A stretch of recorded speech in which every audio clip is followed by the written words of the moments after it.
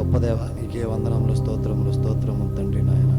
అయ్యా, గడిచిన వారం నుండి ఈ వారం వరకు, ఈ ఆదివారం వరకు నా ప్రభా నీ కృపలో మమ్మల్ని భద్రపరిచినందుకే నీకే స్తోత్రం తండ్రి. నీ మందిరంలో చేరి ప్రభా నిన్ను స్తుతించి గణపరచుటకు నా ప్రభా మమ్మల్ని బ్రతికించినందుకే నీకే స్తోత్రములు, స్తోత్రములు, స్తోత్రములు దేవా. దేవా నీకే వందనము తండ్రి నా ప్రభా. రావాల్సిన వారిని త్వరగా రప్పించు తండ్రి నా ప్రభా. వచ్చిన వారిని నీ స్వాధీనంలో ఉంచుకుని నా ప్రభా మా సేవకుల ద్వారా మాకు కావాల్సిన ఆహారం మాకు భుజించటకు సహాయం చేయమని నీకే స్తోత్రం చెల్లించుకుంటాం తండ్రి. విన్న వాక్యాన్ని నా ప్రభావ మేము మా హృదయాల్లో పదిలపరుచుకొని నా ప్రభావ వారమంతా నెమరు వేసుకున్నటకు సహాయం చేయమని నీకే స్తోత్రం. అవును ప్రభా. నా ప్రభావ ఏ హృదయానికి ఏ వాక్యం కావాలో నా ప్రభావ నీవే బోధించమని నీకే స్తోత్రం చెల్లించుకుంటున్నాను తండ్రి. నా ప్రభావ రంగం మీదకి మీరే వచ్చి నా ప్రభావ నీ దాసుని మరుగున పెట్టి నా ప్రభావ మీరే మా హృదయాలతో మాట్లాడమని నీకే స్తోత్రములు, స్తోత్రములు చెల్లించుకుంటున్నాను దేవానికి వందనం తండ్రి. అయా పాస్టర్ గారిని కుటుంబాన్ని దీవించి ఆశీర్వదించు తండ్రి నా ప్రభావ. ఆ బిడ్డ ఎంతో సేవ చేస్తున్నాడు తండ్రి నా ప్రభావ. ఆ బిడ్డ గురించి మేము మంచి వార్త వినుటకు సహాయం చేయమని నీకే స్తోత్రములు, స్తోత్రం చెల్లించుకున్నాను తండ్రి. సంఘంలో ప్రభావ ఏ అవసరాలతో వచ్చారో తండ్రి నా ప్రభా వారి అవసరాలు తీర్చమని నా ప్రభా ఈ రోజు నుంచి ఒక మంచి నిర్ణయం తీసుకున్నట్టు ప్రతి ఒక్కరికి సహాయం చేయమని నీకే స్తోత్రములు, స్తోత్రం చెల్లించుకున్నాను తండ్రి. అయ్యా, గడిచిన సంవత్సరం అంతా మమ్మల్ని కాచి కాపాడిన ప్రభా రెండో వారంలో మమ్మల్ని అడుగు పెట్టినందుకే నీకే స్తోత్రములు, స్తోత్రం చెల్లించుకుంటున్నాను తండ్రి నా ప్రభా. ఈ సంవత్సరం అంతా నీ కాపుదల్లో భద్రపరచమని నీకే స్తోత్రం చెల్లించుకున్నాను తండ్రి. వచ్చిన వారిని నా ప్రభా దీవించి ఆశీర్వదించమని చిన్ని ప్రార్థన మా ప్రభా యేసుక్రీస్తు నామములో అడుగుచున్నాను తండ్రి. ఆమేన్. ఆమేన్. మంచిది, మనందరం అలాగే లేచి నిలబడి ఉండగా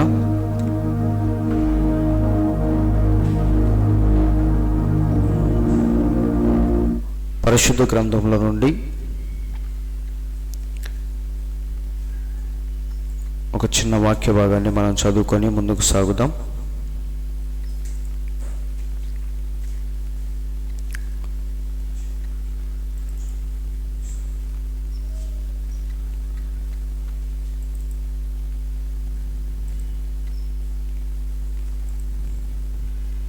నిర్గమకాండము 14వ అధ్యాయము 13వ వచనం నుండి కొన్ని మాటలు చదువుకుందాం.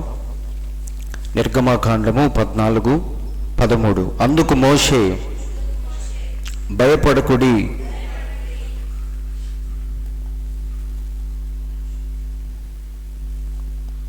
యెహోవా మీకు నేడు కలుగజేయు రక్షణను మీరు ఓరక నిలుచుండి చూడుడి.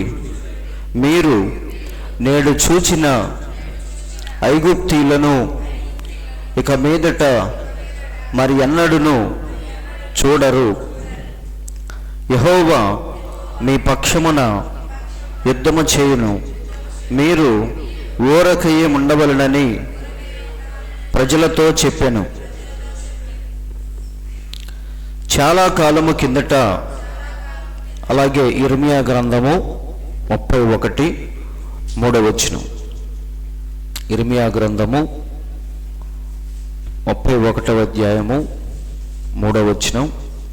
చాలా కాలము కిందట యెహోవా నాకు ప్రత్యక్షమై ఇట్లా నేను శాశ్వతమైన ప్రేమతో నేను నిన్ను ప్రేమించుచున్నాను కనుక విడువక నీ ఎడల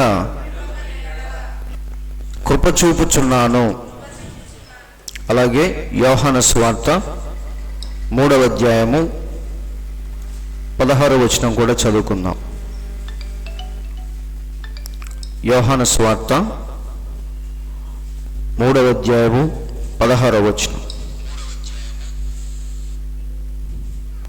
దేవుడు లోకమును ఎంతో ప్రేమించెను,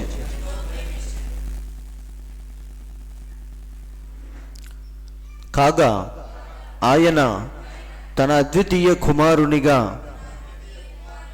పుట్టిన వాని యందు విశ్వాసముంచు ప్రతివాడును నశింపక నిత్య జీవము పొందునట్లు ఆయనను అనుగ్రహించెను. చాలని చిన్న ప్రార్థన.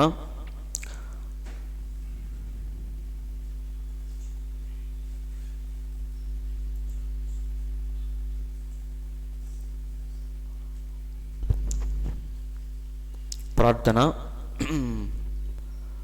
మన మధ్యలో ఉన్న అశోక్ బ్రదర్ చిన్న ప్రార్థన చేస్తాడు వాక్యము నిమిత్తము.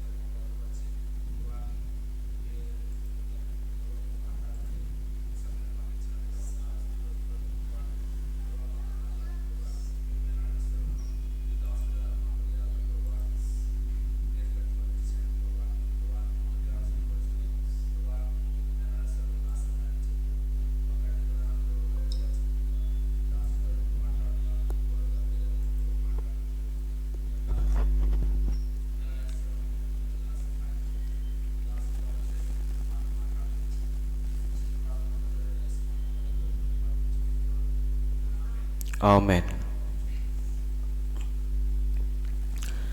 మంచిది. మరి ఈ సమయంలో అందరూ దయచేసి కూర్చోండి.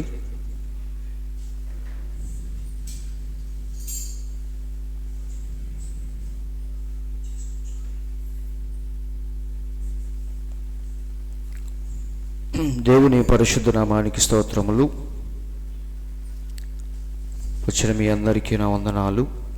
మరి దేవుని కృపను బట్టి మరొక్కసారి దేవుని సన్నిధిలో కూడుకోవటానికి దేవుడు తన కృపను అనుగ్రహించాడు.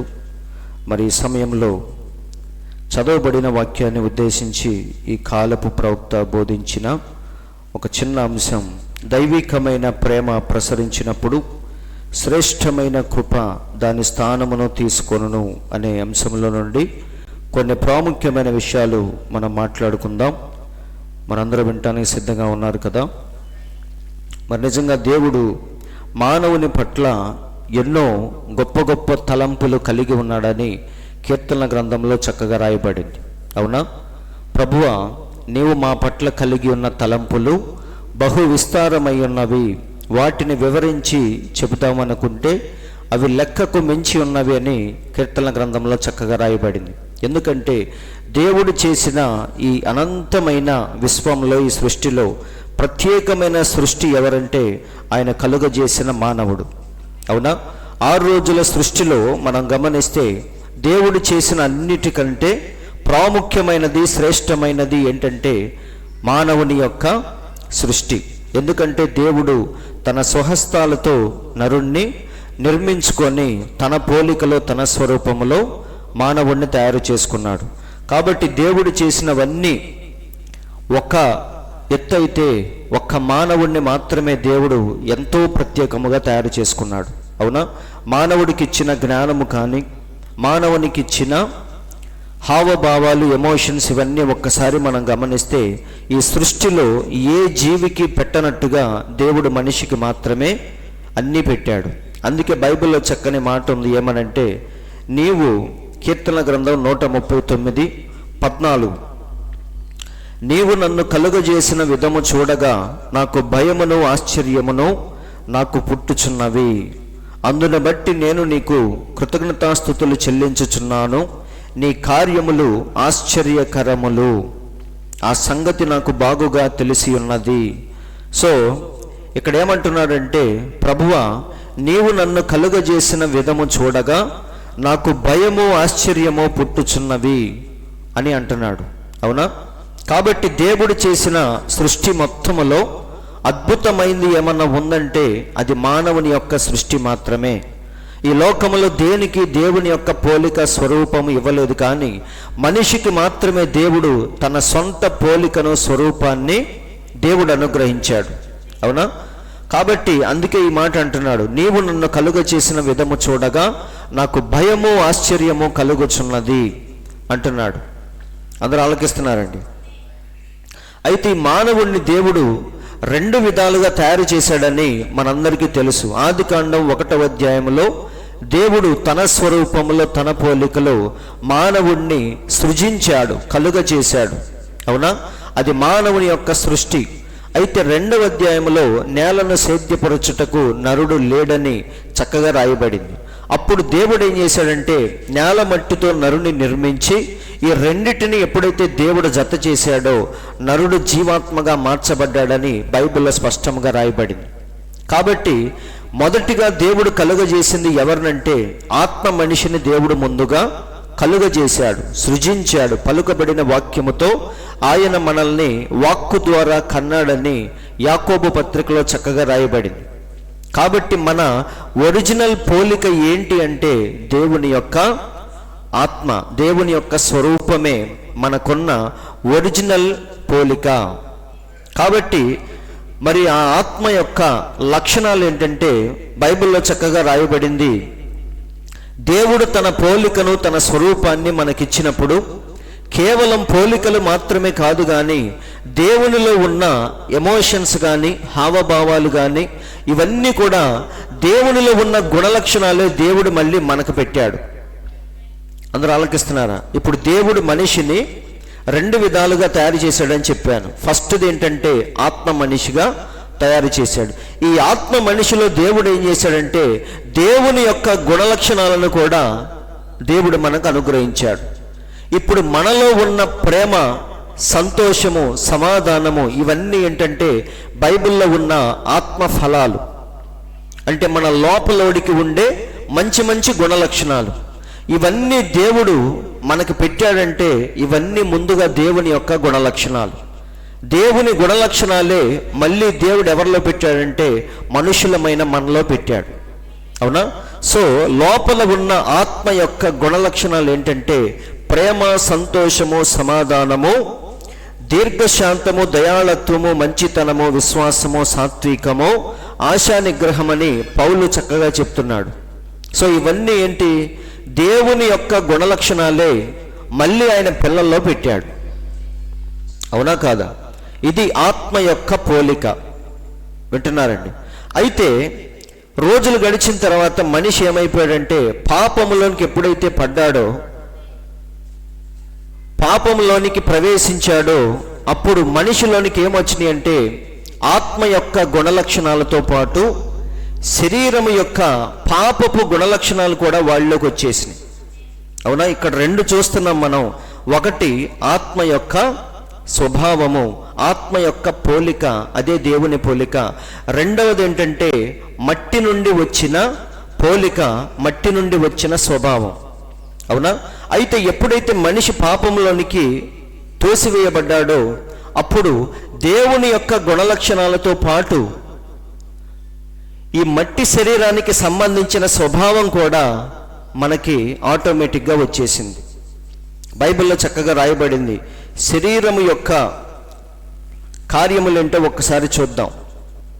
జారత్వము, అపవిత్రత, కాముకత్వము, విగ్రహారాధన, అభిచారము, ద్వేషములు, కలహము, మత్సరములు, క్రోధములు, కక్షలు, అసూయలు, అల్లరితో కూడిన ఆటపాటలని గలతీ పత్రికలో చక్కగా రాయబడి ఉంది. ఇదేంటి? శరీర కార్యములు. ఇంతకు ముందు మనం చూసింది ఏంటంటే ఆత్మ యొక్క గుణలక్షణాలు. ఇవన్నీ ఏంటంటే శరీరము యొక్క పాపపు గుణలక్షణాలు.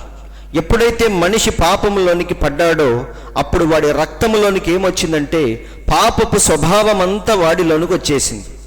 అవునా? ఇప్పుడు మనం చూసిన జారత్వము, అపవిత్రత, కాముకత్వము, విగ్రహారాధన, అభిచారము, ద్వేషములు, కలహములు ఇవన్నీ కూడా దేవుడు మనల్ని సృష్టించినప్పుడు ఈ లక్షణాలు ఏవి మనకు లేవు. కానీ ఎప్పుడైతే మనిషి పాపములోనికి వెళ్ళాడో ఇక ఆ రోజు నుంచి శరీర కార్యములు అంటే పాపపు స్వభావం అనేది మనిషిలోనికి వచ్చేసింది.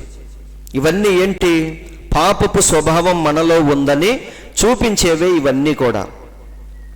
భేదములు, విమతములు, అసూయలు, మత్తతులు, అల్లరితో కూడిన ఆటపాటలు. మనకు తెలియకుండానే అల్లరితో కూడిన ఆటపాటలకి మన శరీరం ఏం చేసిద్ది? బాగా స్పందించిద్ది. అవునా కాదా? కాబట్టి ఇవన్నీ ఎప్పటి నుంచి వచ్చినాయి అంటే మనిషి పాపములోనికి పడిన తర్వాత నుంచే ఇవన్నీ మనకి సంప్రాప్తించినాయి. మన రక్తములో ఇప్పుడు మొత్తం దేవుడు తయారు చేసిన, దేవుడిచ్చిన ఆత్మ యొక్క స్వభావం ఉంది. అలాగే శరీరము యొక్క పాపపు స్వభావం కూడా ఈరోజు మనలో ఉంది. అందరూ వింటున్నారండి? ఈ రెండు గుణలక్షణాలు, ఈ రెండు స్వభావాలు ఇప్పుడు మనిషిలో ఉన్నవి. సో ఇవన్నీ ఏంటంటే దేవుని యొక్క గుణలక్షణాలు, మంచి మంచి గుణలక్షణాలు. ప్రేమ, సంతోషము, సమాధానము, విశ్వాసము, ఇవన్నీ. మనిషి పాపంలోనికి వెళ్ళిన తర్వాత వాడికి పాపపు స్వభావం కూడా వచ్చింది. అవునా? ఇప్పుడు ఈ రెండిటితో మనిషి ఏం చేస్తున్నాడంటే సతమతం అవుతూ వాడు జీవిస్తా ఉన్నాడు. దేవుని సన్నిధికి వెళ్ళినప్పుడు దేవుని స్వభావం వాడిని ఆకర్షిస్తూ ఉంటుంది. వాక్యం విన్నప్పుడు మంచిగా జీవించాలనే ఆశ వాడిలో కలుగుతూ ఉంటుంది. మళ్ళీ లోకంలోనికి వెళ్ళిన తర్వాత పాపపు స్వభావం వాడిని ఆకర్షిస్తూ ఉంటుంది. ఈ లోకం వాడిని రెచ్చగొడతా ఉంటుంది. ఇక్కడికి వచ్చిన తర్వాత వాక్యం వాడిని సరి చేస్తూ ఉంటుంది. ఈ రెండిటి మధ్య మనిషి ఎప్పుడు కూడా తడబడుతూ రెండిటికి లోనై వాడు జీవిస్తూ ఉంటాడు. అందుకే అపొస్తలుడైన పౌలు ఏమన్నాడంటే నాలో 2 నియమాలు ఉన్నాయని చెప్పాడు. అవునా? పౌలు చాలా స్పష్టంగా చెప్పాడు, నాలో 2 నియమాలు పనిచేస్తున్నాయి అన్నాడు. ఒకటి దైవ నియమము, అంటే ధర్మశాస్త్రానికి లోబడే నియమం నాలో ఉంది అన్నాడు. రెండవది ఏంటంటే పాప నియమము కూడా నాలో ఉంది అంటున్నాడు. ఒకసారి చూద్దాం. రోమాపత్రిక 7:22-23.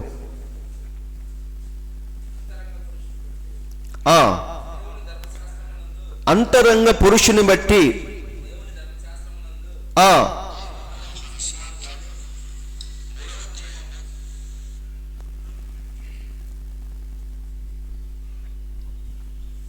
చదవండి.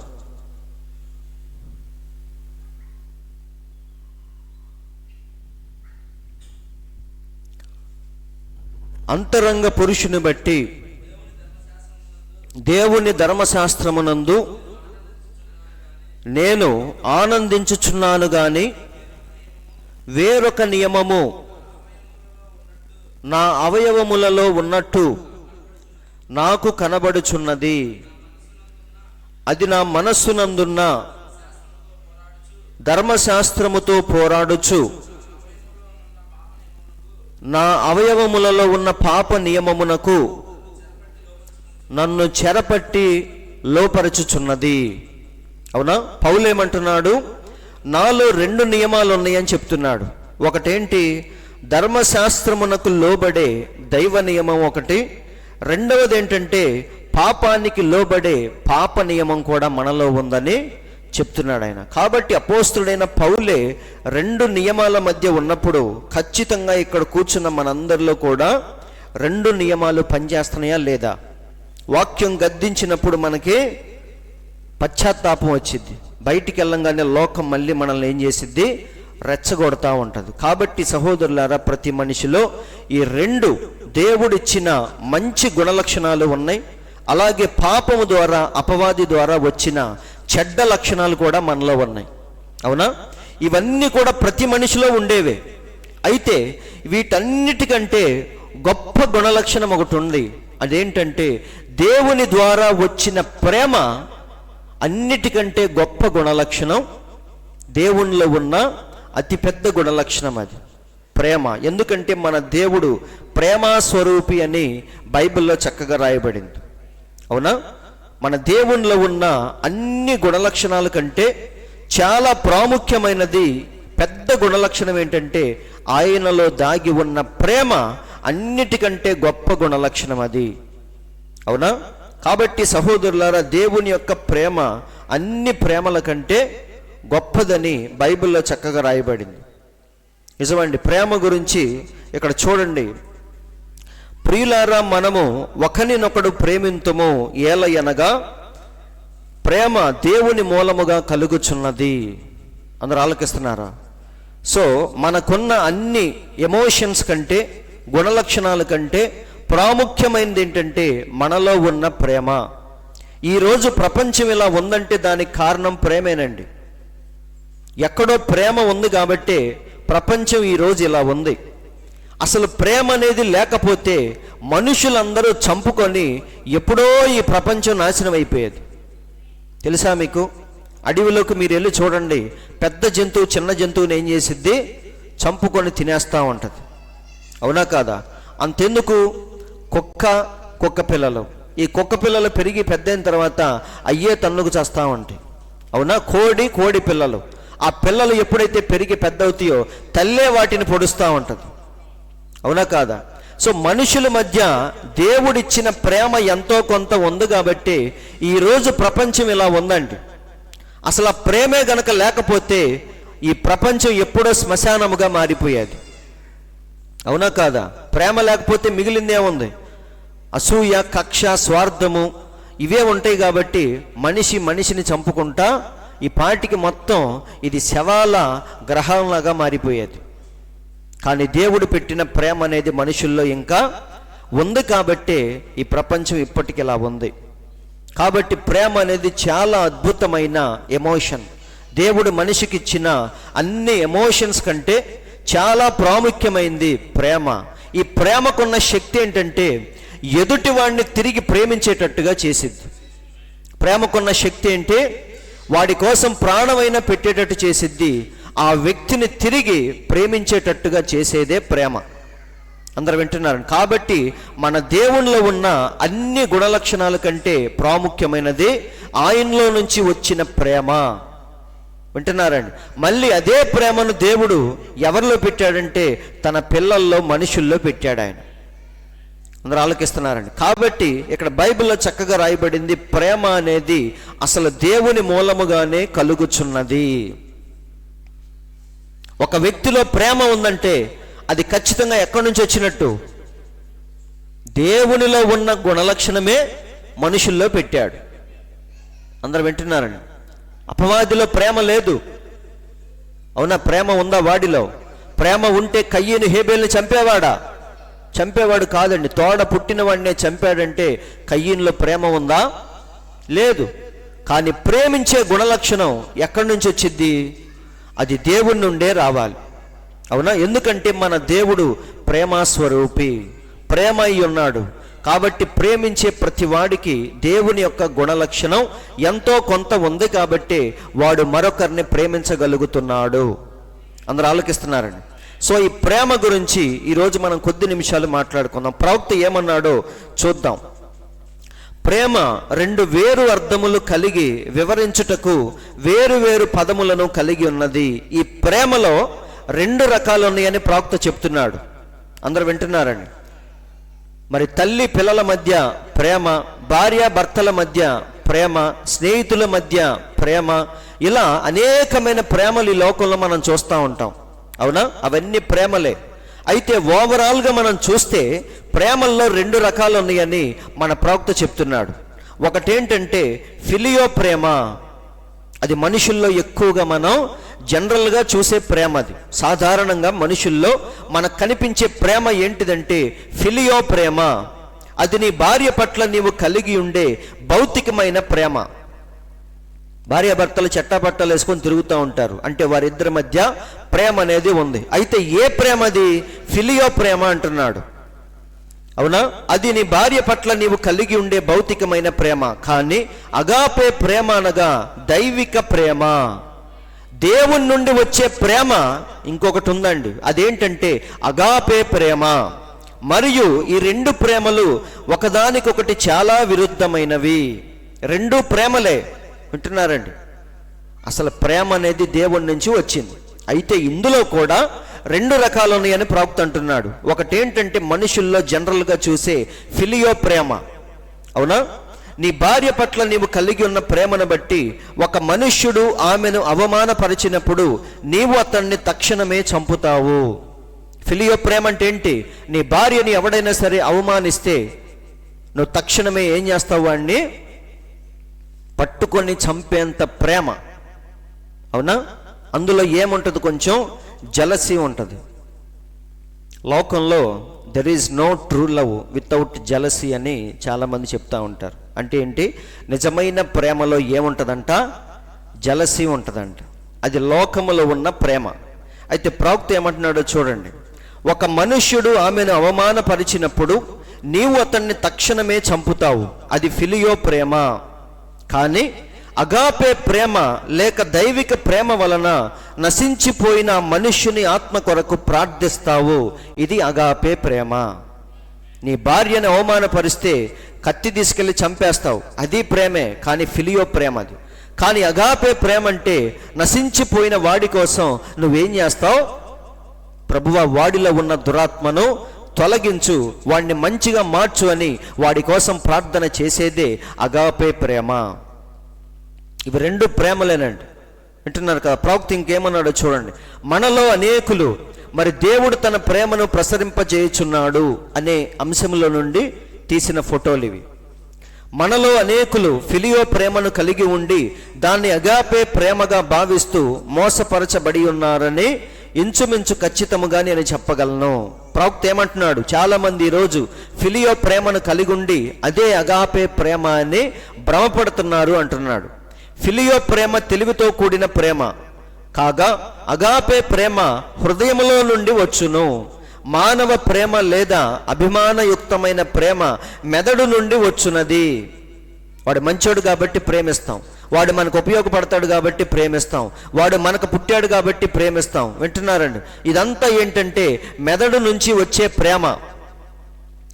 దేవుని ప్రేమ హృదయం నుండి వచ్చును.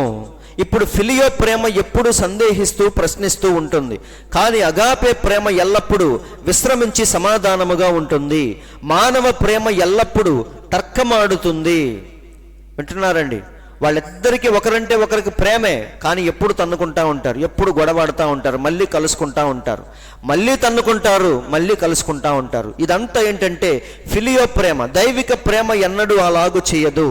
దైవిక ప్రేమ బహుశా తన నమ్మకమందు ఉంటుంది. మరియు నీవు ఎప్పుడైతే దేవుని ప్రేమతో నిజముగా ప్రేమిస్తావో అది విశ్వాసమును ఉత్పత్తి చేస్తుంది. వింటున్నారండి?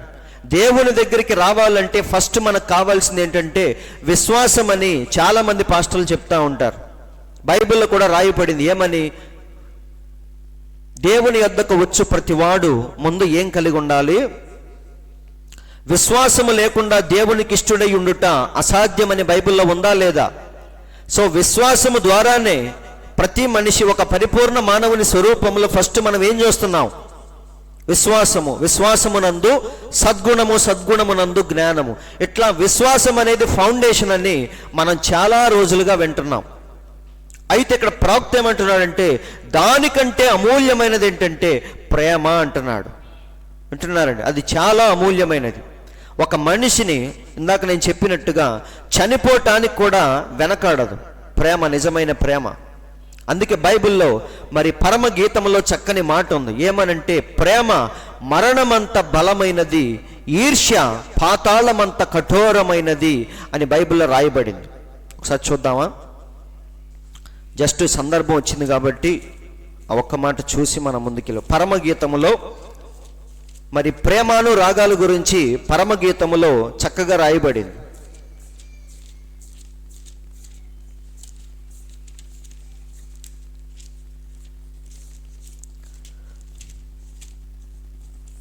పరమగీతము 8:6. ప్రేమ మరణమంత బలమైనది, ఈర్ష్య పాతాళమంత కఠోరమైనది. అవునా? ప్రేమకున్న బలం ఏంటో దేవుడు ఇక్కడ చెప్తున్నాడు. అందరూ ఆలోకిస్తున్నారండి. కాబట్టి మనిషిలో ఉండే అన్ని గుణలక్షణాల కంటే, కోపము కంటే, అసూయ కంటే, వింటున్నారండి, జాలి కంటే ప్రేమ అనేది చాలా బలమైన ఎమోషన్. అది ఈ ప్రేమతో మనిషి దేన్నైనా జయించగలడు. అందుకే మన దేవుడు భూమి మీదకి వచ్చి ఆయన పట్టిన ఆయుధం ఏంటంటే ప్రేమ. అవునా? శత్రువును కూడా ప్రేమించాడు ఆయన. అప్పటిదాకా మనుషులందరూ ఏమనుకుంటున్నారంటే దుష్ట శిక్షణ శిష్ట రక్షణ అంటే మంచివాడిని ప్రేమించు, దుష్టుణ్ణి శిక్షించు అని. కానీ మన దేవుడు మాత్రమే ఒక చెంప కొడితే ఇంకో చెంపను చూపించమని చెప్పాడు, శత్రువు కోసం ప్రార్థన చేయమని చెప్పాడు. కాబట్టి మన దేవుడు పట్టిన ఆయుధం ఏంటంటే ప్రేమ. ప్రేమతోనే ఈ లోకాన్ని ఆయన జయించాడు. కాబట్టి దేన్నైనా జయించగలిగే శక్తి దేనికి ఉంటుంది? ప్రేమకు మాత్రమే ఉంటుంది. వింటున్నారండి? కాబట్టి సహోదరులారా, అయితే అందులో రెండు ఉన్నాయని మన ప్రవక్త చెప్పాడు, ఫిలియో ప్రేమ. అయితే ఇప్పుడు మనం మాట్లాడుకునేది ఫిలియో ప్రేమ గురించి కాదు. అది ఎక్కడ పడితే అక్కడ మనకు కనపడతా ఉంటుంది, కుటుంబాల మధ్య, స్నేహితుల మధ్య. కానీ అగాపే ప్రేమ అనేది దైవికమైన ప్రేమ, దేవుని నుండి స్వయముగా వచ్చిన ప్రేమ అగాపే ప్రేమ. ఈరోజు దాని గురించి మనం మాట్లాడుకుంటున్నాం. అవునా? మన దేవుడు ఎవ్వరూ లేనప్పుడు సమీపింపరాని తేజస్సులో తను మాత్రమే ఉన్నప్పుడు ఆయనలో అనేకమైన గుణలక్షణాలు ఉన్నాయని నేను ఎప్పుడు మీకు చెప్తా ఉంటాను. వాటిల్లో అతి ప్రాముఖ్యమైనది ఏంటి? దైవికమైన ప్రేమ. అందరూ ఆలోకిస్తున్నారండి. దేవుడు కలుగజేసిన సృష్టిని, వీటన్నిటిని మీరు చూడండి, ఆయన అన్నిటినీ కుటుంబాలుగా తయారు చేశాడు. అవునా? అంతరిక్షంలో సౌర కుటుంబాన్ని మనం చూస్తాం. అలాగే సముద్రంలో జలచరాలను, చెట్లను, జంతువులను అన్నిటినీ కూడా ఫ్యామిలీస్గా దేవుడు తయారు చేశాడు. ఎందుకంటే యెహోవా అనగా మరొక అర్థం ఏంటంటే కుటుంబము కలిగిన వాడు అని. అందరూ వింటున్నారండి.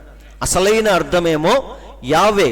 యెహోవా అనే పదం లేదు, కానీ గ్రీకు పదం ఏంటంటే యావే. యావే అంటే అర్థం ఏంటి?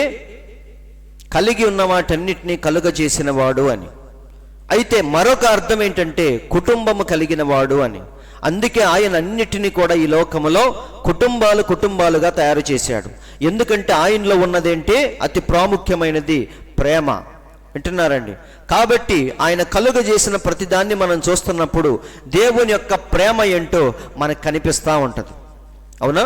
ప్రవక్త ఏమన్నాడో చూడండి. అయితే ఈ ప్రేమ ఎలాంటిదంటే అందరూ చూడండి, మనం ఏం చేస్తామంటే ఇంపార్టెంట్ వ్యక్తుల్ని మనం ప్రేమిస్తాం. అవునా? మన ప్రేమ ఎలాంటిది? ప్రాముఖ్యమైన వ్యక్తుల్ని మనం ప్రేమిస్తాం. మనకు తోడబుట్టిన వాళ్ళని ప్రేమిస్తాం. మన కడుపు పేగు తెంచుకొని పుట్టిన పిల్లలను మనం ప్రేమిస్తాం. ఈడు నాకు ఉపయోగపడతాడు అనుకుంటే వాడిని మనం ప్రేమిస్తాం. కానీ దేవుని ప్రేమ ఎలాంటిదంటే ఈ లోకములో ప్రతి చిన్న దాని గురించి శ్రద్ధ తీసుకునేదే దేవుని యొక్క ప్రేమ. మనుషుల ప్రేమలు ఎలాంటివంటే గొప్ప విషయాల్ని మనం దృష్టిలో పెట్టుకుంటాం, చిన్న విషయాల్ని మనం పట్టించుకోం. రోడ్డు మీద ఒక బిచ్చగాడు వచ్చి అడుక్కు తినడానికి వస్తే మనం ఏం చేస్తాం? జనరల్గా ఏం చేస్తాం చెప్పండి? లేవని చెప్పేసి తప్పించుకొని వెళ్ళిపోతూ ఉంటాం. అందరు వింటున్నారండి. అంటే చిన్న విషయాలను మనం పట్టించుకో. అదే నీకు ఉపయోగపడతాడు అనుకుంటే వాడు వచ్చి అప్పడిగాడు అనుకో, మనం ఏం చేస్తాం? వీడి ఫ్యూచర్లో నాకు ఉపయోగపడతాడు అనుకుంటే అప్పో సొప్పో చేసి వాడి అవసరాన్ని మనం తీరుస్తాం. ఎందుకని? రేపు ఫ్యూచర్లో నేనేదైనా ఆపదలో ఉన్నప్పుడు నన్ను రక్షిస్తాడు. వింటున్నారండి? ఇది కూడా ప్రేమే. ఎలాంటి ప్రేమ ఇది? ఫిలియో ప్రేమ. అవునా? కానీ దైవికమైన ప్రేమ ఎలాంటిదంటే ప్రతి చిన్నదాని గురించి పట్టించుకునేదే దైవికమైన ప్రేమ. చీమల గురించి మనిషి పట్టించుకుంటాడా? కానీ దేవుడు పరిశుద్ధ గ్రంథములో చీమల గురించి గొప్పగా రాసిపెట్టాడు. సోమరి చీమల యొద్దకు వెళ్ళు అని రాశాడా లేదా? అసలు భూమి మీద చీమలు ఉన్నాయని కూడా ఎవరికీ తెలియదు. మన కళ్ళ ముందు, మన కాళ్ళ ముందు ఎన్నో నలిగిపోతూ ఉంటాయి. వాటి గురించి శ్రద్ధ తీసుకుంటామా మనం? ఎప్పుడు వాటి గురించి ఆలోచించాం. కానీ దేవుడు మాత్రం ప్రతి చిన్న దాని గురించి శ్రద్ధ తీసుకునే ప్రేమ దైవికమైన ప్రేమ. ప్రవక్త ఏమంటున్నాడో చూడండి. ఆయనకు తెలియకుండా ఒక పిచ్చుక కూడా నేల పడదు. అది వింటున్నారండి? రోడ్డు మీద కుక్కలు ఎన్నో చచ్చిపోతూ ఉంటాయి. మనిషి ఎప్పుడైనా బాధపడతాడా? వాటి గురించి పట్టించుకుంటాడా? లేదండి. ఎన్నో మన కళ్ళ ముందు నాశనం అయిపోతూ ఉంటాయి. వేటి గురించి మనం దిగులు పడం. కానీ దేవుడు మాత్రం ఈ సృష్టిలో ఉన్న ప్రతి చిన్నదాని గురించి మన దేవుడు శ్రద్ధ కలిగి ఉంటాడు. ఆయనకు తెలియకుండా ఒక పిచ్చుక కూడా నేలను రాలదు. వింటున్నారండి? ఆయనకు తెలియకుండా మన జుట్టు ఒకటి కూడా రాలదంట. అంటే మీరు గమనించండి, ఎంత చిన్న విషయాల పట్ల మన దేవుడు ఎంత శ్రద్ధ కలిగి ఉన్నాడో ఈ మాటలను బట్టి మనకు అర్థమవుతుంది. సో ఆయనకు తెలియకుండా ఒక పిచ్చుక కూడా నేల పడదు, ఒక చిన్న పువ్వు కూడా ఆయన ఎరుగకుండా పైకి రాదు. సో కనుక ఆ పువ్వు కన్నా నీవు ఎంత గొప్పవాడవు. ఒక చిన్న పిచ్చుక గురించే మన దేవుడు అంత శ్రద్ధ కలిగి ఉన్నప్పుడు మరి తన స్వహస్తాలతో తయారు చేసిన మనిషి గురించి దేవుడు ఇంకెంత శ్రద్ధ కలిగి ఉంటాడు. అది నిజమా అబద్ధమా? కాబట్టి పువ్వు కన్నా నీవు ఎంత గొప్పవాడవు. మరియు రోగము లేదా బాధతో నీవు అక్కడ పడి ఉండగా రాజులకు రాజుగా నిన్ను చూచుచున్నాడని నీకు తెలియదా? వింటున్నారండి? దేవుడు అంటే ఎక్కడ ఉంటాడు? ఆయన సమీపింపరాని తేజస్సులో ఎక్కడో ఉంటాడు. అవునా? ఆయన ఎలాంటి దేవుడు? భూమి ఆకాశము పట్టజాలనంత గొప్ప దేవుడు ఆయన. అవునా? ఇలాంటి గొప్ప దేవుడు, ఆయన దృష్టిలో మనిషి ఎంత? నలకలో నలకంత. అవునా కాదా? అంత చిన్న మానవుడి గురించి మనిషి పట్టించుకుంటాడా, దేవుడు పట్టించుకుంటాడా అని మనకు అప్పుడప్పుడు ప్రశ్న వస్తూ ఉంటుంది. మన జీవితంలోకి కష్టాలు కన్నీళ్ళు వచ్చినప్పుడు, అరే అసలు దేవుడు నన్ను వదిలేశాడా, పట్టించుకుంటున్నాడా, అసలు దేవుడు ఉన్నాడా అనే ప్రశ్నలోకి మనం వెళ్ళిపోతాం. అవునా కాదా? నిజంగా దేవుడు ఉన్నాడా? ఉంటే నాకు ఇన్ని కష్టాలు అనుమతిస్తాడా? కరుణామయుడి సినిమా చూశారు కదా. కరుణామయుడి సినిమాలో ఆయన ఏమంటాడు? దేవుడు లేడని అనకుండా మరి ఏమని నన్ననమంటారు అని చక్కని పాట ఉంటుంది అందులో. ఆ గుడ్డివాడు ఏం చేస్తాడు? అసలు దేవుడు అనేవాడు లేడు, ఉంటే మన బతుకులు ఎందుకు ఇలా తగలాడతాయి అని చెప్పాడా, చెప్పలేదా? కాబట్టి సహోదరులారా, ప్రవక్త అంటున్నాడు, నీవు రోగముతో లేదా బాధతో నీవు అక్కడ పడి ఉండగా రాజులకు రాజు నిన్ను చూస్తున్నాడని నీకు తెలియదా? దేవుడు వదిలేశాడని మనం అనుకుంటాం, కానీ అంత గొప్ప దేవుడు ఎంత చిన్న మానవుడి గురించి, వాడి బాధ గురించి దేవుడు శ్రద్ధ తీసుకుంటాడంట. రాజులకు రాజు నిన్ను చూస్తున్నాడని నీకు తెలియదా? నీ యొక్క స్వస్థత మరియు నీ అభివృద్ధి కొరకు ఆయన ఆసక్తి కలిగి ఉన్నాడని నీవు ఎరుగవా? నీవు చాలా పాపముతో నిండి ఉండవచ్చు, నువ్వు భయంకరమైన పాపంలో ఉండొచ్చు, కానీ నిన్ను ఆయన వాణిగా చేసుకున్నటకు ఆయన ఆసక్తి కలిగి ఉన్నాడని నీకు తెలియనా? నేను చాలా అల్పమైన వాడనని నీవు చెప్పవచ్చు. నువ్వు అనుకోవచ్చు, ఏమని? ఇంత చిన్న మానవుణ్ణి దేవుడేం పట్టించుకుంటాడు? దేవుడు ఎంతసేపు ప్రవక్తలతో మాట్లాడుతూ ఉంటాడు, తన సేవకులతో మాట్లాడుతూ ఉంటాడు. చర్చిలో చిన్న విశ్వాసిని నా గురించి దేవుడేం పట్టించుకుంటాడులే అని చాలామంది అనుకుంటా ఉంటారు. అందుకే పాపం పాస్టర్ గారి దగ్గరికి పరిగెత్తుకుంటా వచ్చి ఆయన ప్రార్థన చేస్తే దేవుడు వింటాడేమో అని చాలామంది పాస్టర్ దగ్గరికి వస్తూ ఉంటారు. నేను చెప్పే అర్థమవుతుందా?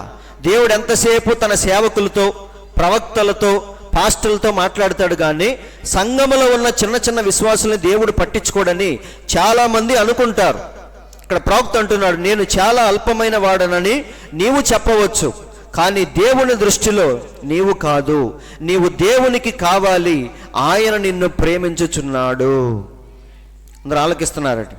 కాబట్టి సహోదరులారా, మన దేవుని యొక్క ప్రేమ ఎలాంటిదంటే, ఈ సృష్టిలో ఉన్న ప్రతి చిన్నదాని గురించి శ్రద్ధ తీసుకునే ప్రేమ మన దేవుని ప్రేమ. మంచి ఉదాహరణ ఏంటంటే, ఆయన పొందిన దెబ్బల వల్ల మనకేమొచ్చింది? స్వస్థత వచ్చింది. అది వాక్యంలో రాయబడింది. అవునా? యెషయా గ్రంథంలో 53వ అధ్యాయంలో చక్కగా రాయబడింది. ఏమని? ఆయన పొందిన దెబ్బల వల్ల మనకి స్వస్థత అని. ఇప్పుడు అది పాస్టర్లకే వర్తించిద్దా, ప్రవక్తలకే వర్తించిద్దా, లోకములో ఉన్న మనుషులందరికీ వర్తించిద్దా? మీరు చెప్పండి. ఇప్పుడు అది వాక్యము కదా. వాక్యం అంటే ఏంటి? సమస్త మానవ జాతికి దేవుడిచ్చిన వాక్యం అది. అవునా? సో ఇప్పుడు ఆయన యొక్క స్వస్థత వరం అంటే ఆయన పొందిన దెబ్బల వలన ఎవరికి స్వస్థత? కేవలం ప్రవక్తలకి, కేవలం పాస్టర్లకి, కేవలం దేవుని సేవకులకేనా? విశ్వసించే ప్రతి వాడికి వర్తించిద్దా? విశ్వాసమున్న ప్రతి వాడికి వర్తించిద్ది. వాడు పాపి కావచ్చు, ఈయన పాస్టర్ కావచ్చు, వింటున్నారండి, వాడు దేనికి పనికిరాని వాడు కావచ్చు, ఈయన పెద్ద బోధకుడు కావచ్చు, కానీ ఈ వాక్యం మాత్రం విశ్వసించే ప్రతి వాడికి కూడా వర్తించిద్ది. అందరూ ఆలకిస్తున్నారండి. ఇప్పుడు ఈ వాక్యము ఎవరిలో ఫలించిద్ది చెప్పండి? ఎవరిలో ఫలించిద్ది? ఇది విశ్వసించే ప్రతి వాడిలో ఇది ఫలించిద్ది. అందరూ ఆలకిస్తున్నారండి. కాబట్టి దాన్ని పొందుకునే విశ్వాసం మనలో ఉందా లేదా అనేదే సమస్య. అంతేకాని ఈ వాక్యం కొంతమందికే అని కాదండి, ప్రపంచంలో ఉన్న ప్రతి వాడికి ఈ వాక్యం వర్తించింది. అయితే విశ్వసించు ప్రతి వాణిలో ఆ వాక్యము ఏమైందంటే క్రియారూపము దాల్చింది. అవునా? ఇక్కడ చూడండి, యాకోబు పత్రికలో చక్కని మాట ఉంది. విశ్వాస సహితమైన ప్రార్థన రోగిని స్వస్థపరచును, ప్రభువు అతని లేపును, అతని పాపములు, అతడు పాపములు చేసిన వాడైతే పాపక్షమాపణ నొందును. కాబట్టి ఎవడైనా సరే ఒక రోగిగా ఉన్నప్పుడు విశ్వాస సహితమైన ప్రార్థన ఏం చేసిద్ది? ఆ రోగిని స్వస్థపరిచిద్ది. ఒకవేళ వాడు పాపములో ఉంటే వాడికి పాపక్షమాపణ అనేది దొరికిద్దని యాకోబు పత్రికలో చక్కగా రాయబడింది. అందరు ఇక్కడే ఉన్నారా? కాబట్టి సహోదరులారా, దేవుని యొక్క ఆ స్వస్థత వరం ప్రతి మనిషికి, విశ్వసించే ప్రతి వాడిలో అది పనిచేసిద్ది. కేవలం ప్రవక్తలకి మాత్రమే కాదు, సేవకులకి మాత్రమే కాదు. ప్రవక్త ప్రార్థన చేస్తే వెంటనే స్వస్థత వచ్చింది, అవునా? అయితే మరి నాకు ఆ స్వస్థత వచ్చిద్దా అని చాలామంది డౌట్ పడవచ్చు. ఇక్కడ తేడా ఏంటంటే, చాలా జాగ్రత్తగా చూడండి. ప్రవక్తలు ఎక్కువగా విశ్వాసముతో, ప్రత్యక్షతతో, వాక్యముతో ఉంటారు కాబట్టి ప్రార్థన చేయగానే దేవుడు సమాధానం ఇస్తాడు. నువ్వు ఎంత ప్రార్థన చేసినా నీకు సమాధానం రాదు. ఎందుకని? ప్రవక్తకున్నంత విశ్వాసం మనలో ఉండదు కాబట్టి. కానీ ప్రవక్తలో ఉన్నంత విశ్వాసం నీలో కూడా ఉంటే ఖచ్చితంగా దేవుడు ప్రవక్తకు స్పందించినట్టే నీ ప్రార్థనకు కూడా స్పందిస్తాడు. అందరికి అర్థమవుతుందా? అందుకే బైబిల్లో ఒక మాట ఉంది, ఏమనంటే, ఏలియా మన వంటి స్వభావము కలిగిన మనుష్యుడే, కానీ ఆసక్తితో ప్రార్థన చేసినప్పుడు దేవుడు 3.5 సంవత్సరాలు ఆకాశాన్ని మూసేశాడు. మళ్ళీ తిరిగి ప్రార్థన చేయగానే దేవుడు ఆకాశాన్ని తెరిచాడు, వర్షాన్ని కురిపించాడు. కాబట్టి అలాంటి విశ్వాసం మళ్ళీ మనలో ఉంటే అలాంటి కార్యాలే మళ్ళీ మన జీవితంలో కూడా చూడొచ్చు అని బైబిల్లో ఉంది. కావాలంటే చూడండి, ఇక్కడ అదే యాకోబు పత్రికలో 5:16లో 5:17 యాకోబు పత్రిక 5:17లో చక్కగా రాయబడింది. చూడండి, ఏలియా మన వంటి స్వభావము కల మనుష్యుడే. ఆయనేమి పైనుంచి ఊడి పడలేదు, అవునా? మనలాగే పాపము ద్వారా పుట్టాడు, అతిక్రమాల్లో పెరిగి పెద్దవాడయ్యాడు. కానీ అతనిలో ఉన్న విశ్వాసం ఏం చేసింది? ఏలియా మన వంటి స్వభావము కల మనుష్యుడే, వర్షింపకుండునట్లు అతడు ఆసక్తితో ప్రార్థన చేయగా 3.5 సంవత్సరముల వరకు భూమి మీద వర్షింపలేదు. అతడు మరలా ప్రార్థన చేయగా ఆకాశము వర్షమిచ్చెను. అందరూ వింటున్నారండి? కాబట్టి సహోదరులారా, దేవుని యొక్క ప్రేమ ఎలాంటిది?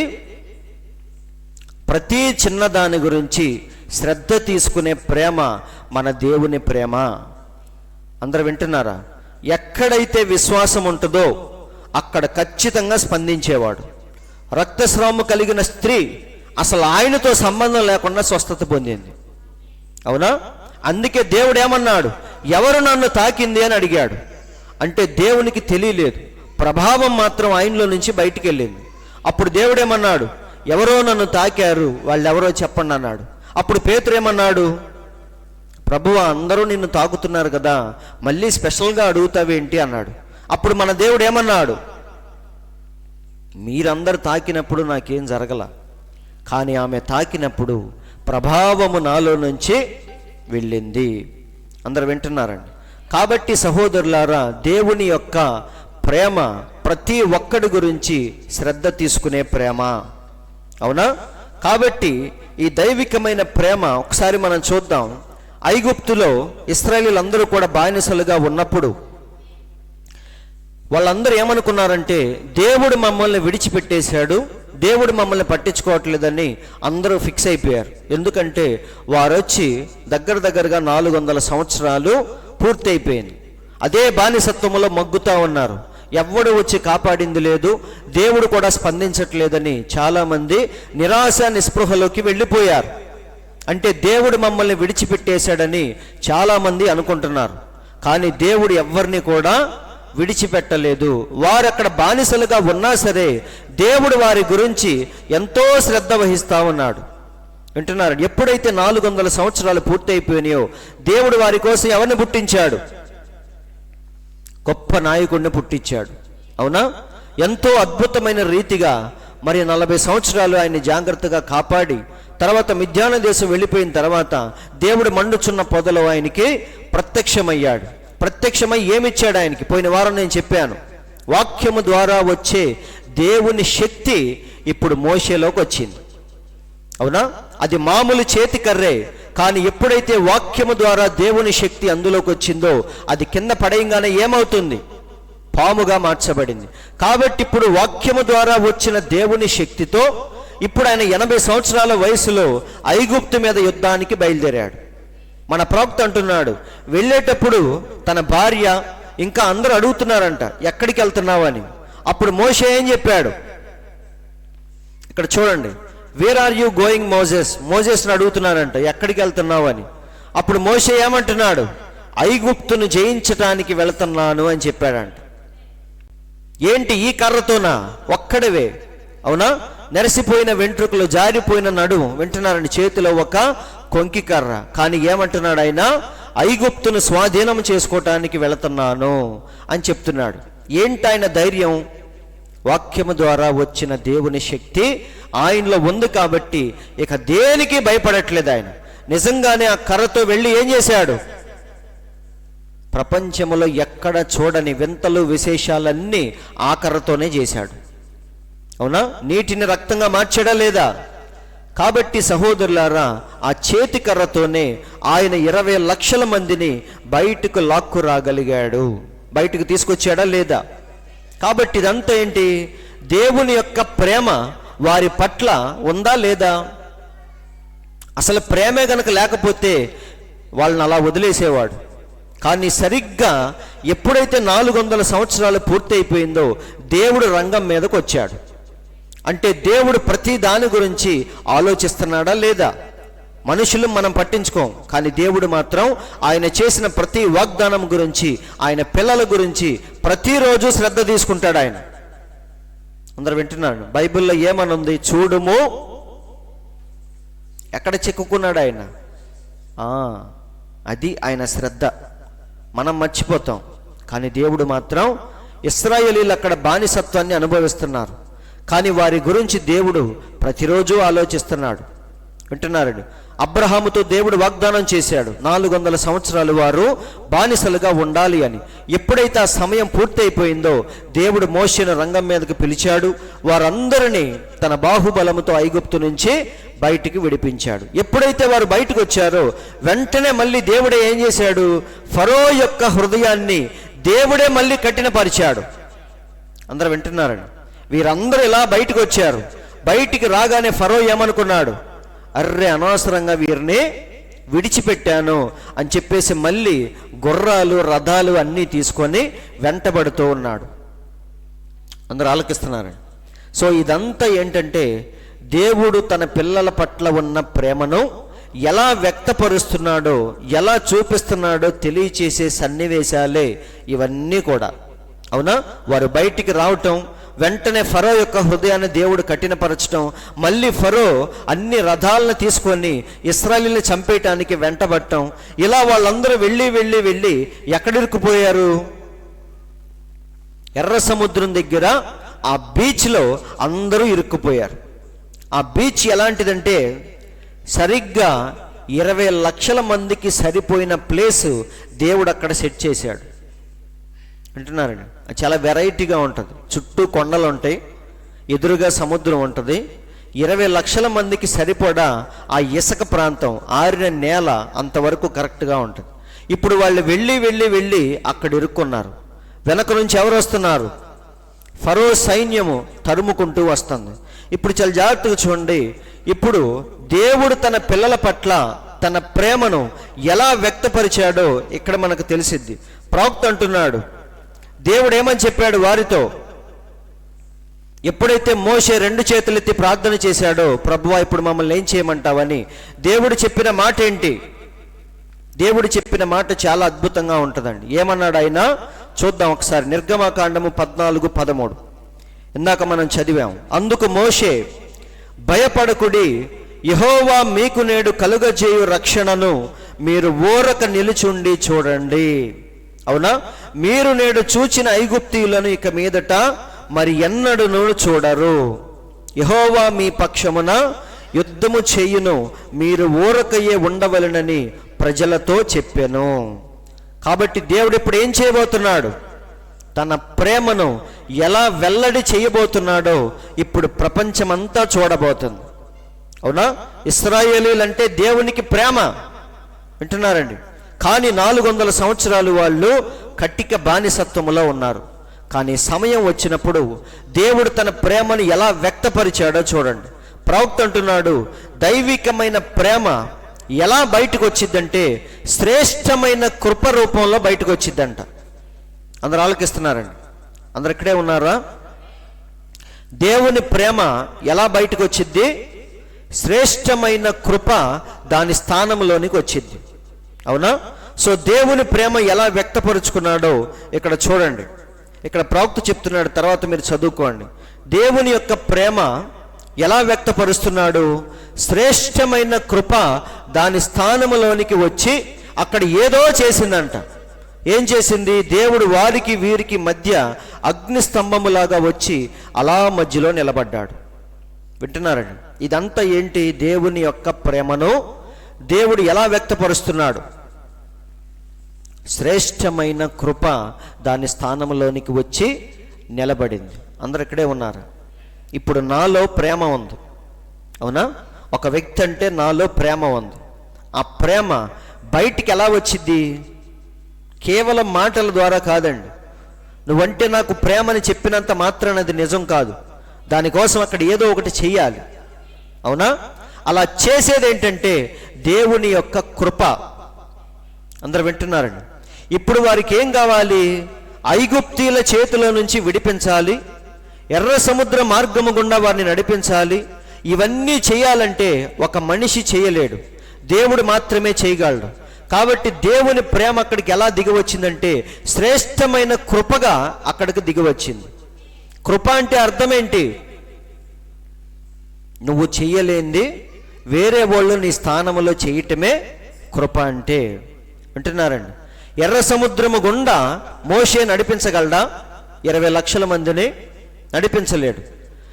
ఆ వచ్చే ఫరో సైన్యాన్ని మోషే ఎదుర్కోగలడా? ఎదుర్కోలేడు. ఇవన్నీ ఏ మనిషి కూడా చెయ్యలేని పనులండి. నువ్వు చెయ్యలేని దాన్ని నీ బదులు దేవుడు నిలబడి చెయ్యటమే కృప అంటే. గ్రేస్ అంటే అర్థమేంటి? మనం దాన్ని చేయలేం, మన వల్ల కాదు. అప్పుడు దేవుడు వచ్చి మన బదులు దాన్ని చేయటమే కృప అంటే. కాబట్టి దేవుని యొక్క ప్రేమ అక్కడికి ఎలా దిగివచ్చిందంటే శ్రేష్టమైన కృపగా దిగివచ్చింది. అంటే వారు చేయలేని దాన్ని మన దేవుడే అగ్ని స్తంభముగా వారి మధ్యకు దిగివచ్చాడు. ఇప్పుడు ఈ పని మోషే చేయగలడా? అగ్ని స్తంభాన్ని తెచ్చి అక్కడ నిలబెట్టగలడా? మోషే చేయలేడండి. ఏ మనిషి కూడా చేయలేడు. అయితే దేవుడు తన శ్రేష్టమైన కృపను వారి పట్ల చూపించాడా లేదా? కాబట్టి ఇది అర్థం చేసుకోండి. దైవికమైన ప్రేమ ఎలా బయటకు వచ్చిందంటే దేవుని ప్రేమ శ్రేష్టమైన కృప ద్వారా బయటకు వచ్చింది. ఇక్కడ అదే మనం చూస్తాం. వారికి వీరికి మధ్య దేవుడు వచ్చి నిలబడి ఒకరికేమో వెలుగ్గా ఉన్నాడు, మరొకరికేమో చీకటిగా ఉన్నాడు. ఇదంతా ఏంటి? ఈ వింత కార్యం ఏంటంటే దేవుడు ఇశ్రాయేలీయుల పట్ల చూపించిన అద్భుతమైన కృప. వింటున్నాను? వాళ్ళంటే దేవునికి ప్రేమ. అందుకే ఇందాక మనం చదివిన వాక్యంలో ఏమనుంది? శాశ్వతమైన ప్రేమతో నేను నిన్ను ప్రేమించుచున్నాను గనుక విడువక నీ ఎడల కృప చూపుచున్నాను. అవునా? కాబట్టి దేవుడు వారి మధ్యకు దిగివచ్చి ఎర్ర సముద్రాన్ని దేవుడు ఏం చేశాడు? ఇక్కడ చూడండి, నీటిని గోడగా దేవుడు కట్టి ఆరిన నేల మీద వారందరినీ నడిపించుకుంటూ తీసుకెళ్తున్నాడు. ఇదంతా ఏంటంటే దేవుడు వారి పట్ల చూపించిన కృప, అద్భుతమైన కృప. అందరూ ఆలకిస్తున్నారండి? అయితే ఈ విషయాలన్నీ చూసి ఫరోకు బుద్ధి రావాలి. ఫరో సైన్యానికి, ఫరోకి బుద్ధి రావాలి. అమ్మో, వాళ్ళ దేవుడు చాలా గొప్పవాడని వెనక్కి పారిపోవాలి. కానీ వాళ్ళు ఏం చేశారంటే అదే సముద్ర మార్గము గుండా వాళ్ళు కూడా వెంటబడ్డారు. అవునా? అప్పుడు దేవుని కృప మళ్ళీ ఏం చేసింది? ఏ నీటినైతే దేవుడు 2 పాయలుగా చేశాడో అదే నీటి ద్వారా మళ్ళీ దేవుడు వాళ్ళందరినీ ముంచి అవతల పడేశాడు. ఇదంతా దేవుడు చేసింది ఎవరి కోసం చెప్పండి?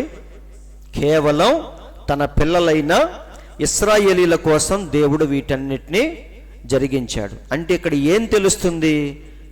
ఆయన పిల్లలంటే దేవునికి ఎంత ప్రేమ, ఎంత శ్రద్ధ ఇక్కడ మనకి తెలుస్తా ఉంది. అయితే అది ఎలా బయటకు వస్తుంది? శ్రేష్టమైన కృపగా అది బయటకు వస్తా ఉంది. మన దేవుల్లో ఏముంది? ఇక్కడ ప్రేమ ఉంది. దాన్ని ఎలా వ్యక్తపరుస్తున్నాడు దేవుడు? కృపగా దేవుడు వ్యక్తపరుస్తున్నాడు. అందరూ వింటున్నారండి. కాబట్టి వీరందరిని ఇక్కడ రక్షించింది ఏంటంటే దైవికమైన ప్రేమ, శ్రేష్టమైన కృప వారిని రక్షించింది, ఎర్ర సముద్రాన్ని దాటేటట్టుగా చేసింది. అందుకే మన ప్రవక్త ఏమంటున్నాడంటే దైవికమైన ప్రేమ ప్రసరించబడినప్పుడు శ్రేష్టమైన కృప దాని స్థానమును తీసుకొనును. సో ప్రేమలోకి ఏదొచ్చి నిలబడిద్ది? కృప వచ్చి నిలబడిద్ది. ఎందుకంటే ప్రేమ అనేది ఇక్కడ ఉంటుంది. వింటున్నారండి. దాన్ని అవతల వాడికి చూపించాలంటే శ్రేష్టమైన కృప ద్వారానే మనం చూపించగలం. వింటున్నారండి. ఒకడు ఊబిలో ఉన్నాడు, ఆ ఊబిలో నుంచి వాడిని బయటికి లాగాలంటే నీ లోపల ప్రేమ ఉంది. ఆ ప్రేమను ఎలా చూపిస్తావు? వాడి దగ్గరికి వెళ్ళి చేతినిచ్చి అవసరమైతే నీ ప్రాణాలు అడ్డుపెట్టి వాడిని మనం కాపాడుతాం. ఇది ఏంటి? నువ్వు చూపించే కృప. అందరూ వింటున్నారండి. కాబట్టి సహోదరులారా, దైవికమైన ప్రేమ ఎప్పుడు దేన్ని తీసుకుంటుంది? శ్రేష్టమైన కృప ద్వారా అది బయటకు వస్తుంది. కాబట్టి ఇప్పుడు దేవునిలో ఉన్న దైవికమైన ప్రేమ ఎలా బయటకు వచ్చింది? శ్రేష్టమైన కృపగా అది బయటికి వెల్లడి అవుతుంది. అందుకే దేవుడు ఏమన్నాడు? శాశ్వతమైన ప్రేమతో నేను నిన్ను ప్రేమించుచున్నాను గనుక విడువకుండా నీ ఎడల కృప చూపుచున్నాను. అందరూ వింటున్నారండి. ఈ రోజు వరకు సజీవులుగా ఉన్నామంటే ఇదంతా దేవుని యొక్క కృప ద్వారానే ఈరోజు మనం బతికున్నాం. ఇంకా చెప్పాలంటే కృప ద్వారానే మనం రక్షించబడ్డాం. బైబిల్లో ఉందా లేదా? ఇది క్రియల వలన కలిగినది కాదు, దేవుని వరమే. కృప ద్వారా విశ్వాసమును బట్టి మనందరం ఈరోజు రక్షించబడ్డామని బైబిల్లో ఉంది. కాబట్టి దేవుని కృప మనల్ని అడుగడుగునా వెంటాడుతుంది. కాబట్టి ఈ రోజు వరకు మనం ఎలా ఉన్నాం? సజీవులుగా ఇలా ఉన్నాం. అంటే దేవుని కృప మనల్ని ఏం చేస్తుంది? వెంటాడుతుందా లేదా? కృప మనల్ని వెంబడించాలంటే ముందు అక్కడేముండాలి? ప్రేమ ఉండాలి. అంటే దేవునికి మనం అంటే ప్రేమ ఉన్నట్టా లేనట్టా? ఉన్నట్టే. అవునా? ఎక్కడైనా సరే మీరు చూడండి, నిజమైన ప్రేమ కృపను బయటికి తీసిద్ది. ఇది మీరు ఎప్పటికీ మర్చిపోకూడదు. ఇప్పుడు అబ్రహాముకి దేవుడంటే ప్రేమ కాదా? అబ్రహాం అనగానే విశ్వాసం అని చెప్పుకుంటాం మనం. కానీ విశ్వాసం ఉండాలన్నా ముందు ఏముండాలి? ప్రేమ ఉండాలి. ఇది చాలా మందికి తెలియదండి. అన్నిటికీ ఆరంభం విశ్వాసమే అనుకుంటారు చాలామంది. కానీ విశ్వాసం ఉండాలన్నా కూడా ముందు ఏముండాలి? అక్కడ ప్రేమ ఉండాలి. సో ఇప్పుడు అబ్రహాంకి దేవుడంటే ఏముంది? కేవలం విశ్వాసము, భక్తి ఇవి కాదండి. ముందు ఆయనకి ప్రేమ ఉంది. దేవుని కోసం ఏమైనా చేయాలనే ప్రేమ ఉంది. కాబట్టి కన్న కొడుకుని తీసుకెళ్ళి ఏం చేశాడు? కట్టెల మీద పడుకోబెట్టి కత్తి తీసుకున్నాడు. అంటే కుమారుడి మీద ఉన్న ప్రేమ కంటే దేవుని మీద ఉన్న ప్రేమ ఎక్కువ. దేవునికి స్తోత్రం కలుగునుగాక. కుమారుడంటే ప్రేమే. 100 ఏళ్ళప్పుడు పుడితే ప్రేమ ఉండదా? ఉంటుంది. కానీ ఈ ప్రేమను మించిన ప్రేమ అబ్రహాముకి ఎవరి పట్ల ఉంది? దేవుని పట్ల ఉంది. అందుకే ఆ ప్రేమ ముందు ఈ ప్రేమ ఏమైపోయింది? తేలిపోయింది. అందుకే తీసుకెళ్ళి పడుకోబెట్టి ఏం చేశాడు? కత్తి తీసుకున్నాడు. అవునా? అంటే అబ్రహాములో ఉన్న ప్రేమ వెల్లడి అయిందా? ఎక్స్ప్రెస్ అయ్యిందా లేదా? ఇప్పుడు మరి దేవుని ప్రేమ ఎలా వెల్లడి అయింది చూడండి. దేవుడు ఏం చేశాడు? మరి చంపే నరికే అన్నాడా? లేదండి. చంపే లోపు దేవుడు ఏం చేశాడు? అక్కడ ఒక గొర్రె పిల్లను దేవుడు సిద్ధం చేశాడు. సో దేవుడు కూడా తన ప్రేమను ఎలా చూపించాడు? అక్కడికేం దిగి వచ్చింది? కృప అనేది దిగి వచ్చింది. అక్కడ చనిపోయింది ఇస్సాకు కాదు, కానీ ఇస్సాకుకు ప్రతిగా ఒక గొర్రె పిల్లను దేవుడు సిద్ధం చేశాడు. అదేంటి? కేవలం దేవుని యొక్క శ్రేష్టమైన కృప. అది దైవికమైన ప్రేమ ప్రసరించబడినప్పుడు శ్రేష్టమైన కృప దాని స్థానంలోనికి వచ్చి నిలబడింది. అందరూ వింటున్నారండి. ఇప్పుడు దేవునికి అబ్రహాము పట్ల ఉన్న విశ్వాసాన్ని దేవుడు ఎలా చూపించాడు? వెంటనే అక్కడికి దిగి వచ్చాడు. అబ్రహామా, ఆ చిన్నవాని మీద చెయ్యి వేయకము. ఆ మాటలు చూడండి. ఏమంటున్నాడు ఆయన? ఆ చిన్నవాడి మీద చెయ్యి వేయొద్దు, వాడినేమీ చేయొద్దు, అదిగో గొర్రె పిల్ల అని అక్కడ ఏం దిగి వచ్చింది? శ్రేష్టమైన కృప అక్కడికి దిగి వచ్చింది. సో దేవుని ప్రేమ ఎలా వ్యక్తపరుస్తున్నాడు? ఆయన శ్రేష్టమైన కృప ద్వారా దేవుడు తన ప్రేమను ప్రతి ఒక్కరి పట్ల ఆయన వెల్లడి చేస్తూ ఉన్నాడు. ఈరోజు ఆ కృపే మనందరిని ఏం చేస్తుంది? నడిపిస్తూ ఉంది. అందరూ ఆలకిస్తున్నారండి. అందుకే మన ప్రవక్త అద్భుతమైన కృప అనే పాట నేను పాడుతాను నిత్యత్వానికి వెళ్ళిన తర్వాత అని చెప్పాడు. వింటున్నారు కదా? ఇక్కడ యాకోబుని మనం చూస్తే, యాకోబు మోసగాడు, జీవితంలో ఎవరి పట్ల నిజాయితీగా లేడు. తండ్రిని మోసం చేశాడు, మామను మోసం చేశాడు, అవునా? ఇద్దరిని పెళ్లి చేసుకున్నాడు, ఆస్తిపాస్తుల్ని కూడబెట్టుకున్నాడు. తిరిగి వచ్చేసేటప్పుడు ఆయన అక్కడ ఏం చేస్తున్నాడు? తిరిగి వచ్చేటప్పుడు కాదు, వెళ్ళేటప్పుడు, తండ్రిని మోసం చేసి వెళ్ళేటప్పుడు ఆయన పద్దనారంలో అక్కడ వెళ్ళి అలసిపోయి నిద్రపోతా ఉన్నాడు. ఒక రాయిని తలగడిగా వాడుకొని నిద్రపోయేటప్పుడు దేవుడు ఆయనతో మాట్లాడుతూ ఉన్నాడు. ఆ కళ మనందరికీ తెలుసు. ఆకాశము నుండి భూమికి ఒక నిచ్చెన వేలాడు తీయబడింది, దాని మీద దేవదూతలు ఎక్కటం దిగటం ఆయన చూస్తున్నాడు. పైన ఎవరున్నారు? మనుష్య కుమారుడు పైన ఉన్నాడని చెప్తున్నాడు. అప్పుడు దేవుడు ఆయనతో మాట్లాడిన మాటలు ఏంటో ఒకసారి చూద్దాం. ఆదికాండము 28:15. ఇప్పుడు యాకోబు మంచివాడైతే దేవుడు ఆయన్ని ప్రేమించాడు అనుకోవచ్చు. కానీ యాకోబు ఎలాంటి వాడు? మోసగాడు, వంచకుడు, అందరినీ మోసం చేసి జీవితంలో వెళ్ళిపోతా ఉన్నాడు. కానీ యాకోబును మాత్రం కృప వెంటాడుతూ ఉంది. అందరు ఇక్కడే ఉన్నారా? ఆయనేమో మోసాలు చేసుకుంటూ వెళ్ళిపోతున్నాడు, కానీ దేవుడేమో కృపతో ఆయన వెంటబడతా ఉన్నాడు. దీన్ని ఏమంటారు చెప్పండి? ఒక విధంగా చెప్పాలంటే దేవునికి పక్షపాతం ఉన్నట్టుగా మనకు కనిపించింది, పార్షియాలిటీ, అవునా? ఎందుకని? యాకోబు మంచివాడు కాదు, కానీ దేవుడు మాత్రం యాకోబు వెంటబడి వెళ్తా ఉన్నాడు. చదవండి.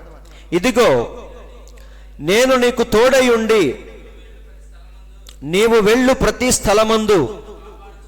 చూడండి, ఈయనేమో మోసాలు చేసుకుంటూ వెళ్తాడు, దేవుడంట కాపాడుకుంటూ వెళ్తాడంట. ఇది ఎక్కడ ప్రేమ అండి? అర్థమవుతుందా మీకు? మంచి చేసిన వాడికి మంచి చేయాలి, వంచన చేసేవాడికి శత్రువు అవ్వాలి. కానీ దేవుడు ఏమంటున్నాడు? నువ్వు ఎక్కడికి వెళితే అక్కడికి వస్తాను, నిన్ను కాపాడుతూ ఉంటానని చెప్తున్నాడు. ఈ దేశమునకు నిన్ను మరలా రప్పించెదను, నేను నీతో చెప్పినది నెరవేర్చే వరకు నిన్ను విడువను. వింటున్నారండి? దీన్ని ఏమంటారు చెప్పండి? కృపా కాదా? అంటే యాకోబు అంటే దేవునికి ప్రేమ ఉందా లేదా? అందుకే ఏమన్నాడు? రెబ్కా కడుపులో నొప్పితో వెళ్ళినప్పుడు దేవుడు ఏమన్నాడు? నేను యాకోబును ప్రేమించి తిని ఏసావును ద్వేషించి తిని అని చెప్పాడు. అయితే ఆ ప్రేమను దేవుడు ఎలా వెల్లడి చేస్తున్నాడంటే కృప ద్వారా దేవుడు వ్యక్తపరుస్తూ ఉన్నాడు. ఎక్కడికి వెళితే అక్కడికి దేవుడు వెళ్ళి ఆయన్ని జాగ్రత్తగా కాపాడుతూ ఉన్నాడు. కాబట్టి దీన్ని ఏమంటాం మనం? అద్భుతమైన కృప, అమేజింగ్ గ్రేస్. ఇది యాకోబు నిద్ర తెలిసి నిశ్చయముగా యెహోవా ఈ స్థలమందున్నాడు, అది నాకు తెలియకపోయేననుకొని భయపడి ఈ స్థలము ఎంతో భయంకరము, ఇది దేవుని మందిరమే కానీ వేరొకటి కాదు, పరలోకపు గవినని దానికి బేతేలు అని పేరు పెట్టాడు. మనందరికీ తెలుసు. కాబట్టి సహోదరులారా, ఇక్కడ దేవుడు యాకోబును వెంటపడుతూ ఉన్నాడు. అదేంటి? వెంటపడేది ఏంటిదంటే ప్రేమ. ఒక ఎద్దుని, ఒక దూడను మీరు రిక్షాలో కట్టేసి తీసుకెళ్ళండి, తల్లి ఏం చేసిద్ది వెనకాల? దాన్ని పిలవాల్సిన పని లేదు. ఒక చిన్న రిక్షా బండిలో చిన్న దూడను, అప్పుడే పుట్టిన దాన్ని అందులో వేసుకొని వెళ్ళిపో, ఆటోమేటిక్గా తల్లి ఏం చేసిద్ది? దాని వెనకాల పరిగెత్తుకుంటూ వస్తూ ఉంటుంది. అదేంటి? ఎందుకు వస్తుంది? ఏముంది రెండింటి మధ్య? ఏదో ప్రేమ అనేది ఉంది, అందుకే అది వెతుక్కుంటూ అలా వస్తాం. సేమ్ అలాగే దేవుని పిల్లలు అలా వెళ్ళిపోతుంటే దేవుని కృప మనల్ని అలా వెంటబడుతూ వస్తుందంట. అందులో ఏముంది చెప్పండి? శాశ్వతమైన ప్రేమ అందులో ఉంది. కాబట్టి విడవకుండా దేవుడు మన ఎడల కృప చూపిస్తూ ఉన్నాడు. అదే మనం చదివాం ఇర్మియా గ్రంథంలో. ఒకసారి చదవండి, 31:3.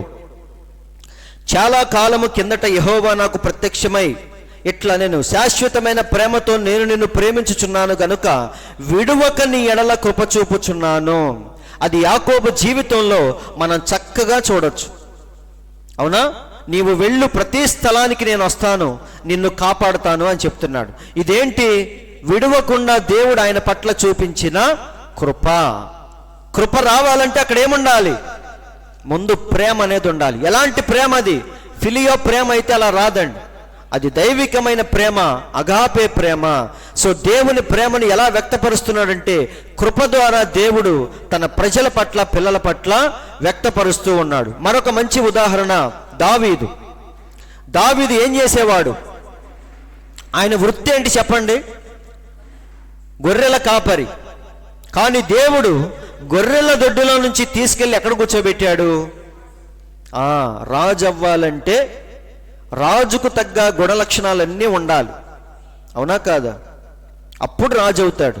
సీఎం అవ్వాలంటే చిన్న విషయమా? కాదండి. ముందు రాజకీయాల్లో బోళ్ళంతా అనుభవం కావాలి, ఆ స్థాయికి వెళ్ళాలి. ఒకరోజు కష్టపడి సీఎం అవుతాడు. కానీ దావీదు ఎలా రాజు అయ్యాడు? ఇక్కడ చూడండి, దేవుడు చెప్తున్నాడు. 2వ సమూయేలు గ్రంథము 7:8.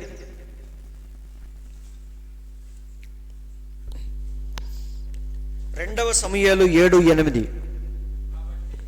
కాబట్టి నీవు నా సేవకుడుకు దావీదుతో ఇలాగు చెప్పుము, సైన్యములకు అధిపతి యెహోవా నీకు సెలవిచ్చినదేమనగా, ఏమంటున్నాడు?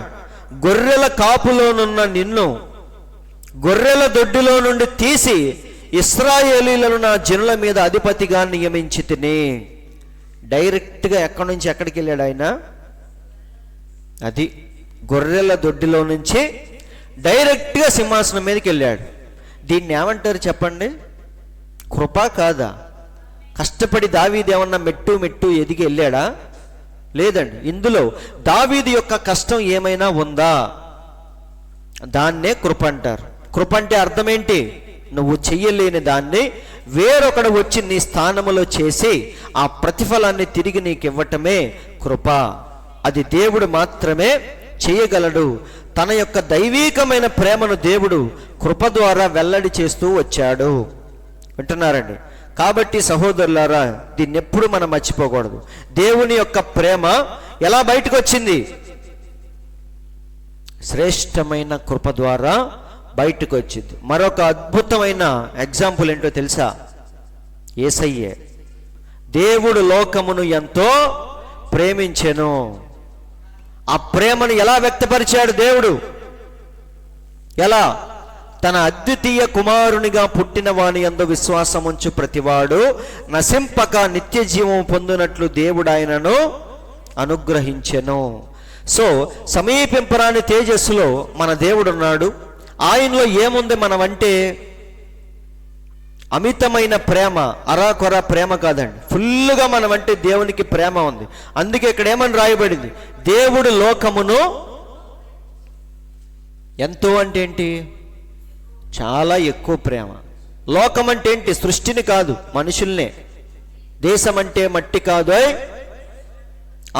లోకమును ప్రేమించాడంటే దాని అర్థం ఏంటి? ఈ మట్టిని ప్రేమించాడని కాదు, మనుషుల్ని దేవుడు అమితముగా ప్రేమించాడు. దానికోసం దేవుడు ఏం చేశాడంటే ఆయనే స్వయముగా మానవుడిగా భూమి మీదకి దిగి వచ్చాడు. అందుకే బైబిల్లో ఏమని ఉందంటే కృపా సత్య సంపూర్ణుడిగా మన మధ్యకు వచ్చాడు ఆయన. అవునా? అంటే ఆయన ప్రేమ ఎలా వెల్లడి అయింది బయటికి? శ్రేష్టమైన కృప ద్వారా దాన్ని దేవుడు ఎక్స్ప్రెస్ చేశాడు. ఆ శ్రేష్టమైన కృపకి నిలువెత్తు రూపం ఎవరంటే ప్రభు అయిన యేసుక్రీస్తు. అందరూ వింటున్నారండి?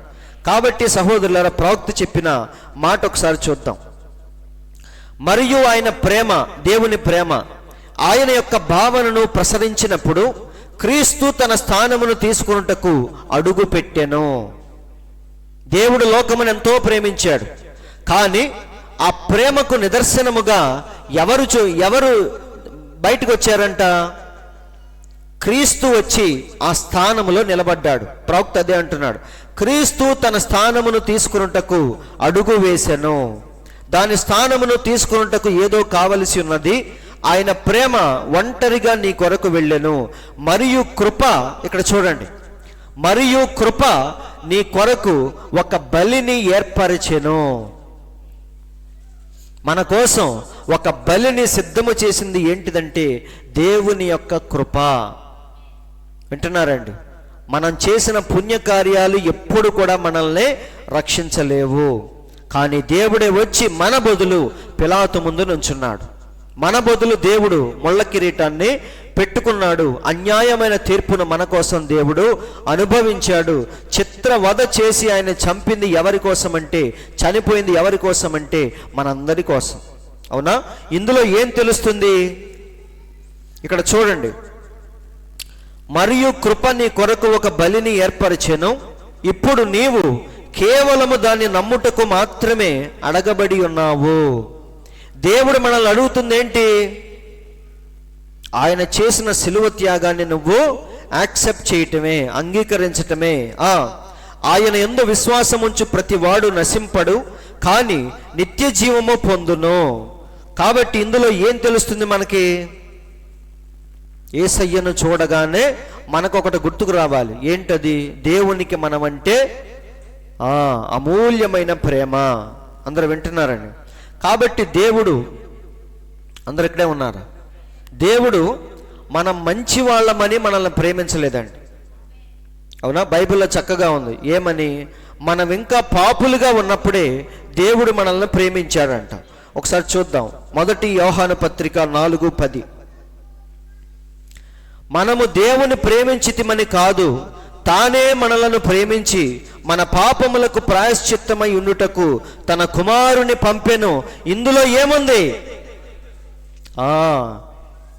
అది సిలువ త్యాగాన్ని మనం చూడగానే మనకు ఒక విషయం గుర్తుకు రావాలి. ఏంటది? దేవుడు మానవుల పట్ల కలిగి ఉన్న ప్రేమ, శ్రద్ధ, కృప ఎంత గొప్పవో యేసయ్యను చూస్తే కలువరి సిలువలో మనకు అర్థమైపోవాలి. అదే అంటున్నాడు. ఇదంతా చూసినప్పుడు అందులో ఏముంది? ఇందులో ప్రేమ ఉన్నది అంటున్నారండి.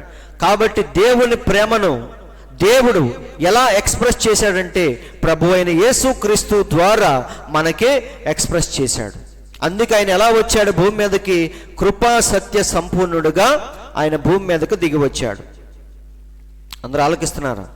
కాబట్టి సహోదరులారా, ఈ కృప గురించి మన ప్రవక్త చాలా విషయాలు చెప్పాడు. అవునా?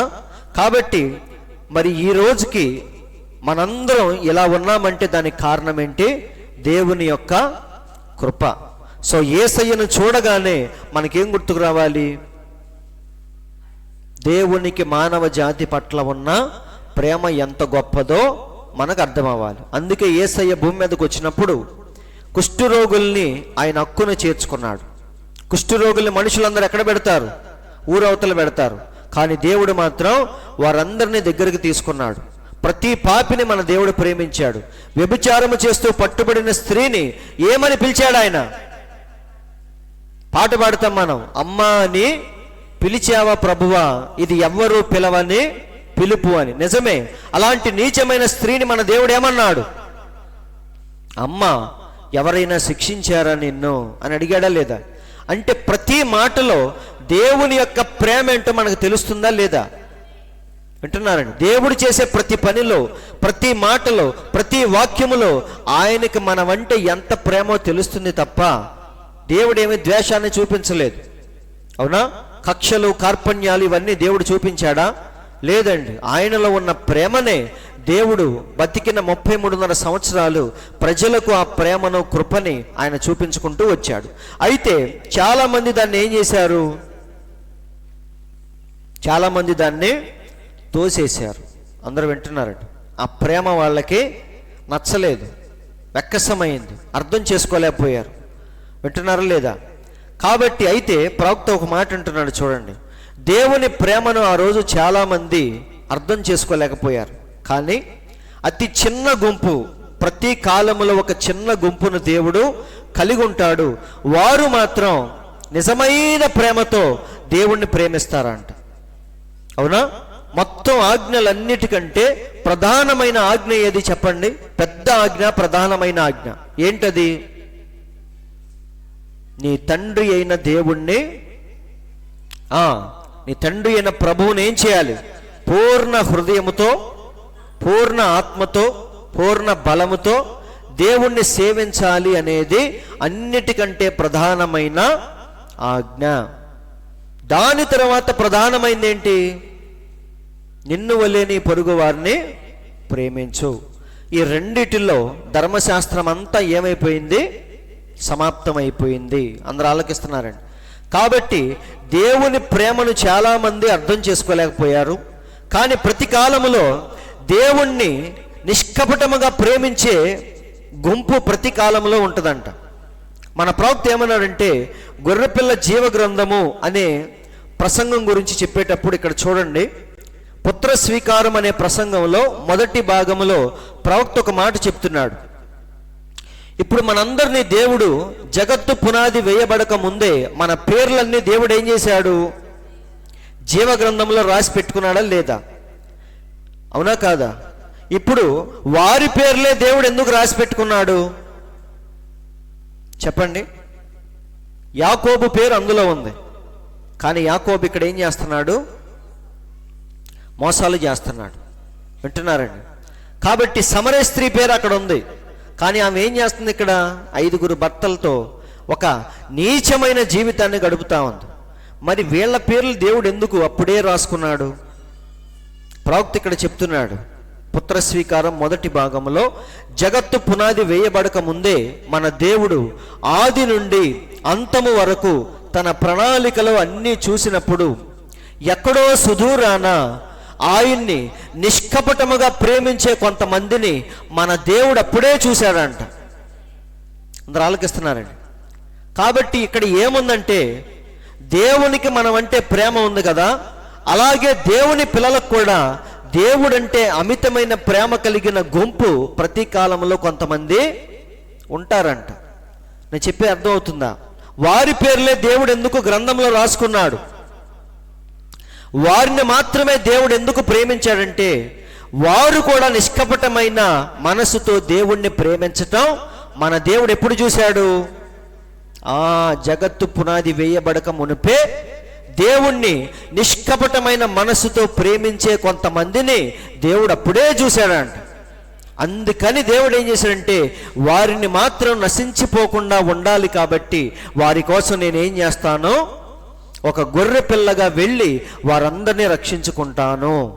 అందుకని దేవుడు వారి పేర్లు ఎక్కడ రాశాడంటే, గొర్రె పిల్ల యొక్క జీవ గ్రంథములో వారి పేర్లన్నీ రాసుకున్నాడు.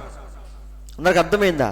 చాలామంది ఏమని చెప్తారంటే, మన పేర్లు గ్రంథంలో ఉన్నాయి, అందుకే ఈరోజు మనందరం దేవుని సన్నిధికి వచ్చాం, లోకంలో మనం ఉన్నాం, కానీ మారిపోయి దేవుని దగ్గరికి వచ్చామంటే మన పేరు ఎక్కడుంది?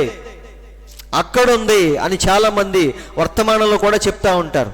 కానీ ఎందుకు మన పేర్లే ఉన్నాయంటే, ప్రవక్త చెప్తున్నాడు, మనం కూడా దేవుణ్ణి నిష్కపటమైన హృదయముతో ప్రేమించామంట. ఎప్పుడు? జగత్తు పునాది వేయబడక ముందే మనలో కూడా దేవుడు ఆ ప్రేమను చూశాడు కాబట్టే మన పేర్లు రాశాడు. అందరికి అర్థమవుతుందా? ఇది వన్ సైడ్ లవ్ కాదండి.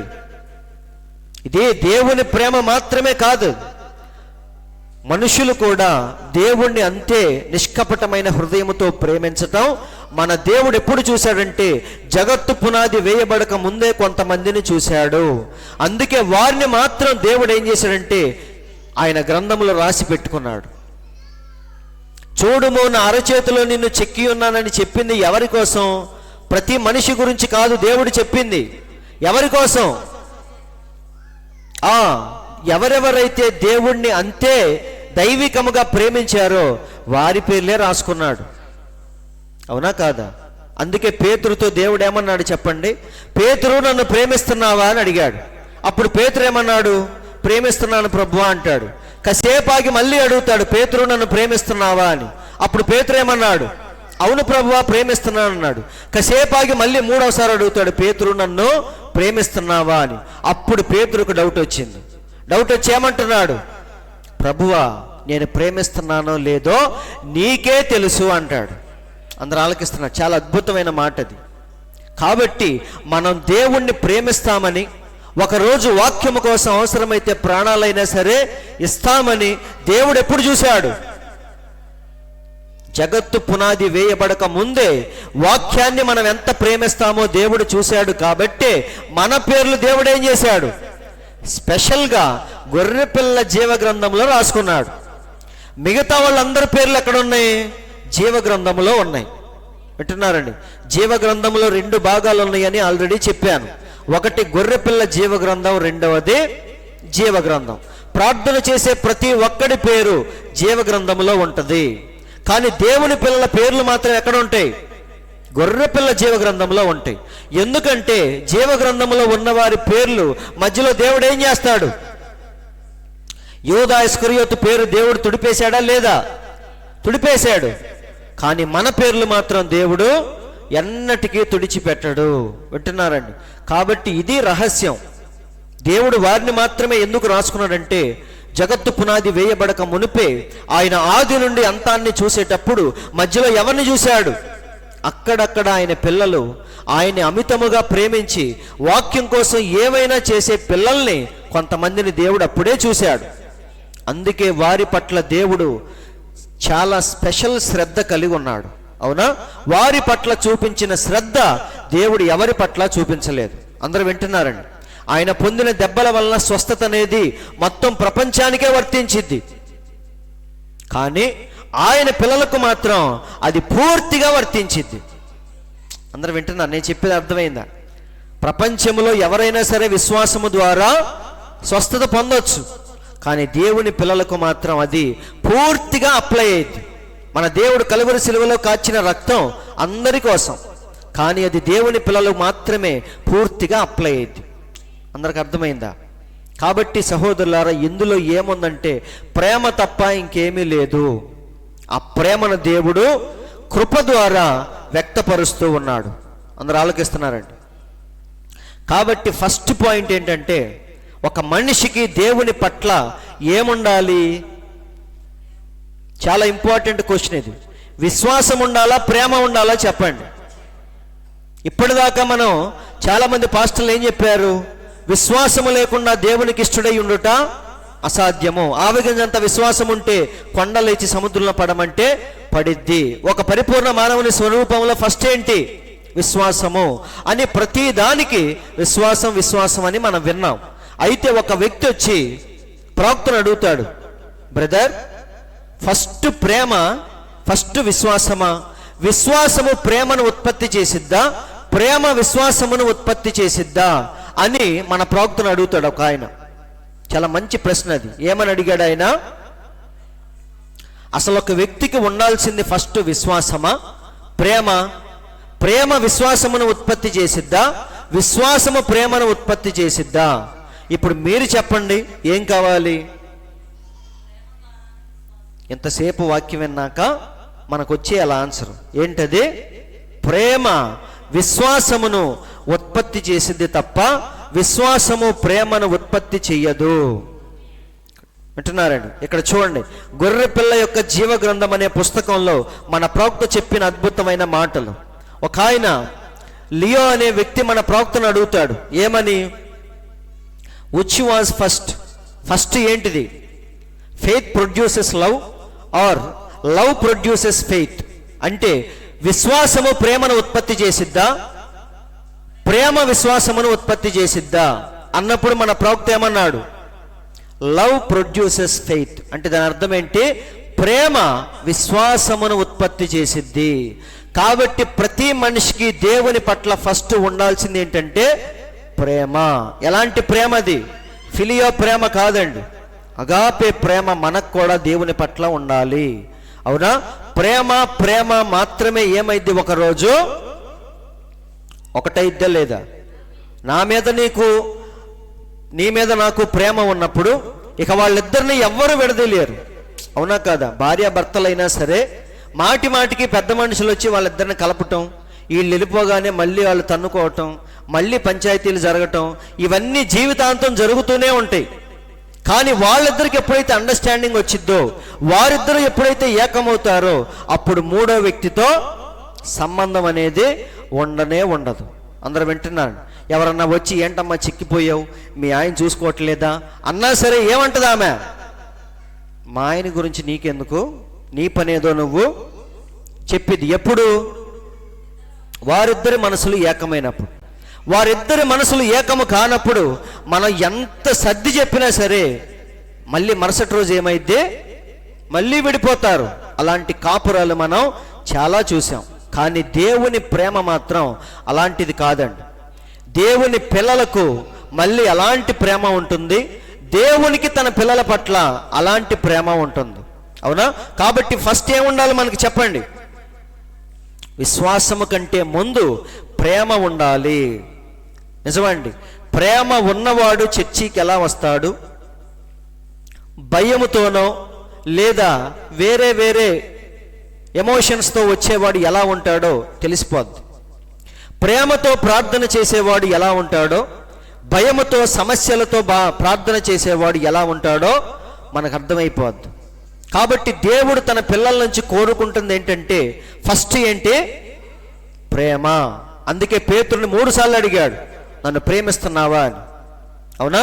కాబట్టి సహోదరులారా, ఫస్ట్ మనకు ఉండాల్సింది ఏంటి? ప్రేమ. ప్రేమ నుంచే ఇక అన్ని బయటకు వస్తాయి. త్యాగము కానీ, విశ్వాసము కానీ, దేవుని కోసం ఇచ్చే దగ్గర కానీ, దేవుని కోసం కష్టపడే దగ్గర కానీ, ఇక ఏదైనా సరే ప్రేమతో ముడిపడి ఉన్నప్పుడు అది పర్ఫెక్ట్గా జరుగుతూ ఉంటుంది.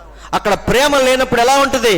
తోపుడు బండిలాగే ఉంటుంది. పాస్టర్ గారు వచ్చి తొయ్యంగానే అక్కడ దాకా వెళ్ళిద్ది, మళ్ళీ ఆగిపోద్ది. మళ్ళీ ఆదివారం పాస్టర్ గారు వచ్చి మళ్ళీ నెడతాడు, మళ్ళీ ఒక వారం అట్ట జరిగిద్ది. వింటున్నారండి? తొయిటి ఆపేసాడనుకో పూర్తిగా అది అక్కడే ఉండిపోద్ది. కానీ ప్రేమ ఉంటే ఏం చేసిద్ది? ప్రేమ ఎలాంటిది? ఎంత బలమైంది? ఇందాక మనం చదివాం, మరణమంత బలమైంది. అవునా? ప్రేమ అవతల వాడి కోసం ప్రాణం ఇచ్చేది. కాబట్టి దేవుని పట్ల మనకు ఉండాల్సింది ఏంటి? ఫస్ట్ ప్రేమ, తర్వాతే ఏదైనా. ఇక్కడ చూడండి, ప్రేమ కంటే గొప్పది ఏమీ లేదు. ప్రవక్త అంటున్నాడు, అది నమ్మకమును తెచ్చును, అది విశ్వాసమును తెచ్చును, అది క్షమాపణను తెచ్చును. ప్రేమకు భయము లేదు, ప్రేమ భయమును వెళ్ళగొట్టును. నేను క్రైస్తవుల మధ్య గొప్ప భయమును కనుగొన్నాను, అది సరికాదు. మనము అలాగుండకూడదు. నమ్మకము యొక్క కొరతే భయము. ఎవడు భయపడతాడు చెప్పండి?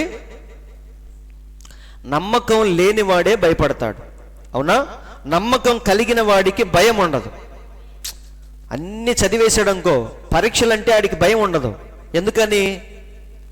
మొత్తం చదివేశాడు, నమ్మకంగా ఉంది కాబట్టి భయం అనేది రాదు. కానీ చదవనోడికి ఎలా ఉంటుంది పరీక్షలంటే? పేపర్ ఎలా వచ్చిద్దో, ఇన్విజిలేటర్ ఎవడొస్తాడో, నా పక్కన ఎవడు పడతాడో. వింటున్నారండి? రాసుకున్న కాపీలన్నీ ఎక్కడ దాచిపెట్టాలో, పట్టుకుంటే ఏం చేయాలో ఇలా అడుగడుగున భయాలే. కానీ పుస్తకాలన్నీ చదివేసినోడు ఎలా ఉంటాడు? నిశ్చింతగా ఉంటాడు, పేపర్ ఎలాగన్నా రాని చూసుకుందామని. అవునా? సో ప్రవక్త అదే అంటున్నాడు, నమ్మకము యొక్క కొరతే భయము. వింటున్నారండి? కానీ నీవు ప్రేమించి నమ్మకమును కలిగి ఉన్నట్లయితే భయమును పారదోలతావు. తన యందు నీవు ప్రేమను, ఇది చూడండి, తన యందు నీవు ప్రేమను నమ్మకమును కలిగి ఉండాలని దేవుడు కోరుచున్నాడు. దేవుడు నీ నుంచి ఏం ఆశిస్తున్నాడు? ఫస్ట్ ప్రేమ. ఇది నీ భయములను పారదోలి ఆయనను ఇంకా గొప్పగా ప్రేమతో సేవించులాగున చేస్తుంది. కాబట్టి దేవుణ్ణి మనం ఎలా సమీపించాలి? లోకంలో చాలామంది దేవుళ్ళు దేవతలు చాలామంది ఉన్నారు. ఆ భక్తులందరినీ మీరు చూడండి, ప్రేమ ఉండదు. అవునా? వారి వారి సమస్యల కోసం వెళ్తారు, ఆ మొక్కుబడి తీర్చుకుంటారు, చేతులు దులుపుకొని. ఈయన ఏదో మొక్కుకుంటాడు, అది జరిగిద్ది, మళ్ళీ తిరిగి వచ్చి ఆ మొక్కుబడిని తీర్చి అక్కడే చేతులు దులుపుకొని వెళ్ళిపోతాడు. మళ్ళీ దేవునికి నాకు సంబంధం లేదన్నట్టుగా ఉంటాడు. మళ్ళీ ఏదన్నా సమస్య వచ్చినప్పుడు దేవుణ్ణి వెతుక్కుంటూ వెళతాడు. ఇవన్నీ లోకములో ఉన్న దేవుళ్ళు దేవతలు వారి యొక్క భక్తులు చేసే పనులు. కానీ దేవుడు మాత్రం తన పిల్లల నుంచి ఏం ఎక్స్పెక్ట్ చేస్తున్నాడు? ప్రేమ. అవునా? మన దేవుడు మరి చెప్పాలంటే ప్రేమ పిపాసి అంటే అర్థం ఏంటి? ప్రేమను బాగా ఆశించే వ్యక్తి. మన దేవుడు అలాంటి వాడండి. నిజమైన ప్రేమ ఎక్కడుందో దేవుడు దానికి ఖచ్చితంగా స్పందిస్తాడు ఆయన. అవునా? కాబట్టి ప్రవక్త అంటున్నాడు, ఒక మంచి ఉదాహరణ మీకు చెప్తాను, మీకు బాగా అర్థమైంది. ఒక పాపము చేస్తున్న స్త్రీ మన దేవుణ్ణి ఎక్కడ చూసిందంటే పరిసేయుడి ఇంటికి వచ్చినప్పుడు చూసింది. అవునా? ఆమె భయంకరమైన నీచమైన జీవితాన్ని గడుపుతుంది. అప్పుడు దేవుణ్ణి చూసి పరిగెత్తుకుంటే ఎక్కడికి వెళ్ళింది? ఆమె దేవునికి ఏం చూపించింది? భయాన్ని. మీరు గమనిస్తారా? భయాన్ని కాదు ఆమె చూపించింది, విస్తారమైన ప్రేమను చూపించింది. పరిగెత్తుకుంటూ ఇంటికి వెళ్ళింది, అత్తరు బుడ్డిని తీసుకొని వచ్చింది. ఆ సంపాదించిన డబ్బంతా తీసింది. భక్త అంటున్నాడు, ఎక్కడెక్కడ దాచిన డబ్బంతా తీసిందంట. ఆ డబ్బంతా ఎలా సంపాదించిందనే చెప్పండి? ఎన్నో నీచమైన పనులు చేసి సంపాదించిన డబ్బు, అక్కడ పెట్టిన డబ్బు, ఇక్కడ పెట్టిన డబ్బు మొత్తం తీసి పోగేసి పరిగెత్తుంటే ఎక్కడికి వెళ్ళింది? అంగడికి పరిగెత్తుకుంటూ వెళ్ళింది, షాప్కి వెళ్ళింది. ఆ డబ్బులన్నీ పోసింది. పోసినప్పుడు వాళ్ళందరూ అనుకుంటారట, ఏమని?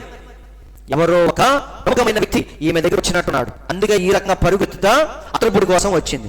ఎందుకంటే ఆ వేస్తే కాబట్టి ప్రతి ఒక్కరు అనుకుంటున్నాడు, ఎవడో మంచి కస్టమర్ వచ్చాడు, అందుకే ఈమె పరిగెత్తుకుంటూ అత్తరుబుడ్డి కోసం వచ్చిందని అందరూ అనుకుంటున్నారు.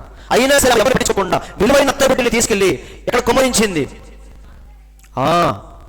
మన దేవుని దగ్గర ఎప్పుడైతే పూర్తిగా కుమ్మరించిందో అప్పుడు మన దేవుడు సేద తీరాడండి, అప్పుడు రిలాక్స్ అయ్యాడు మన దేవుడు. అవునా? అందుకే ఆమె ఆపట్లేదు మన దేవుడు, వింటున్నారండి?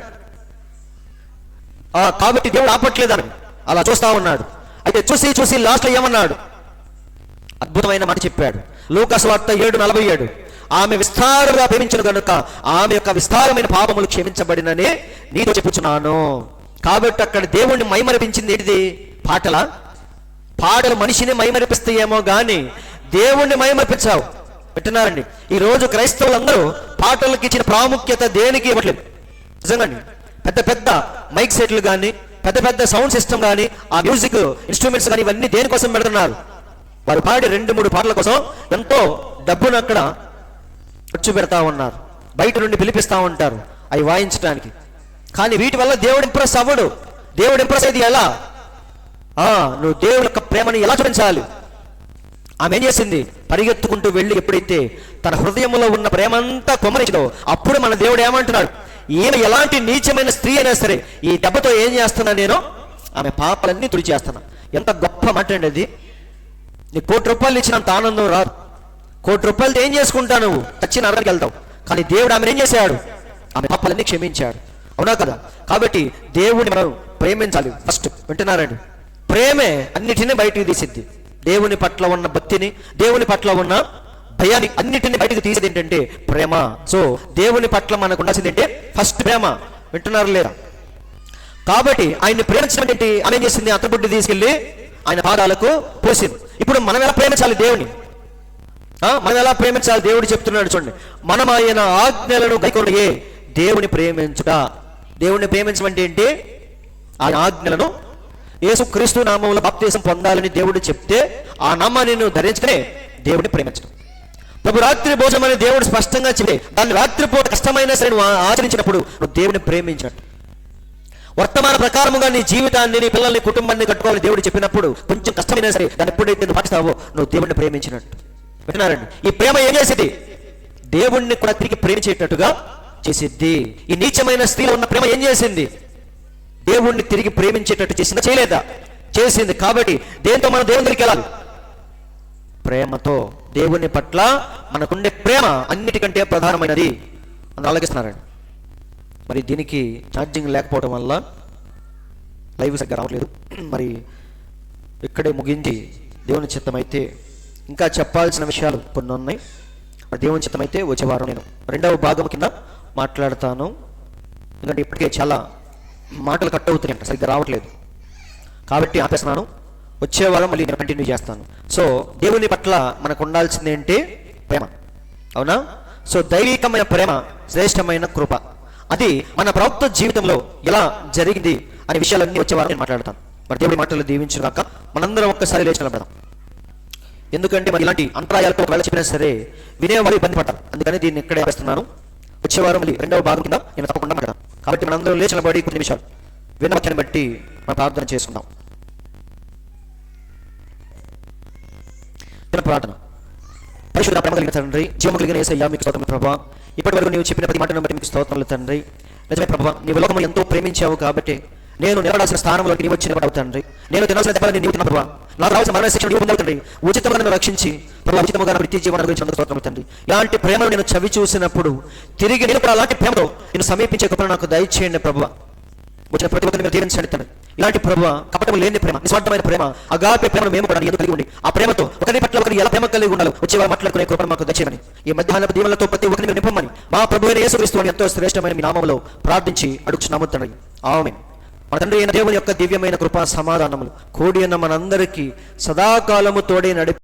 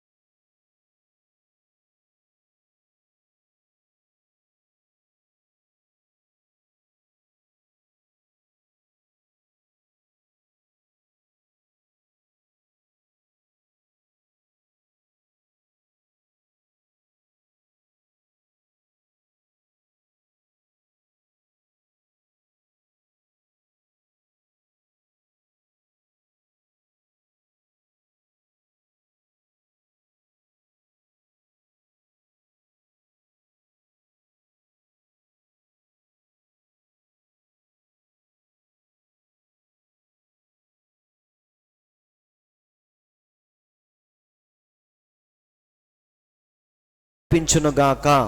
ఆమేన్. దేవుడు మీ అందరిని దీవించునుగాక.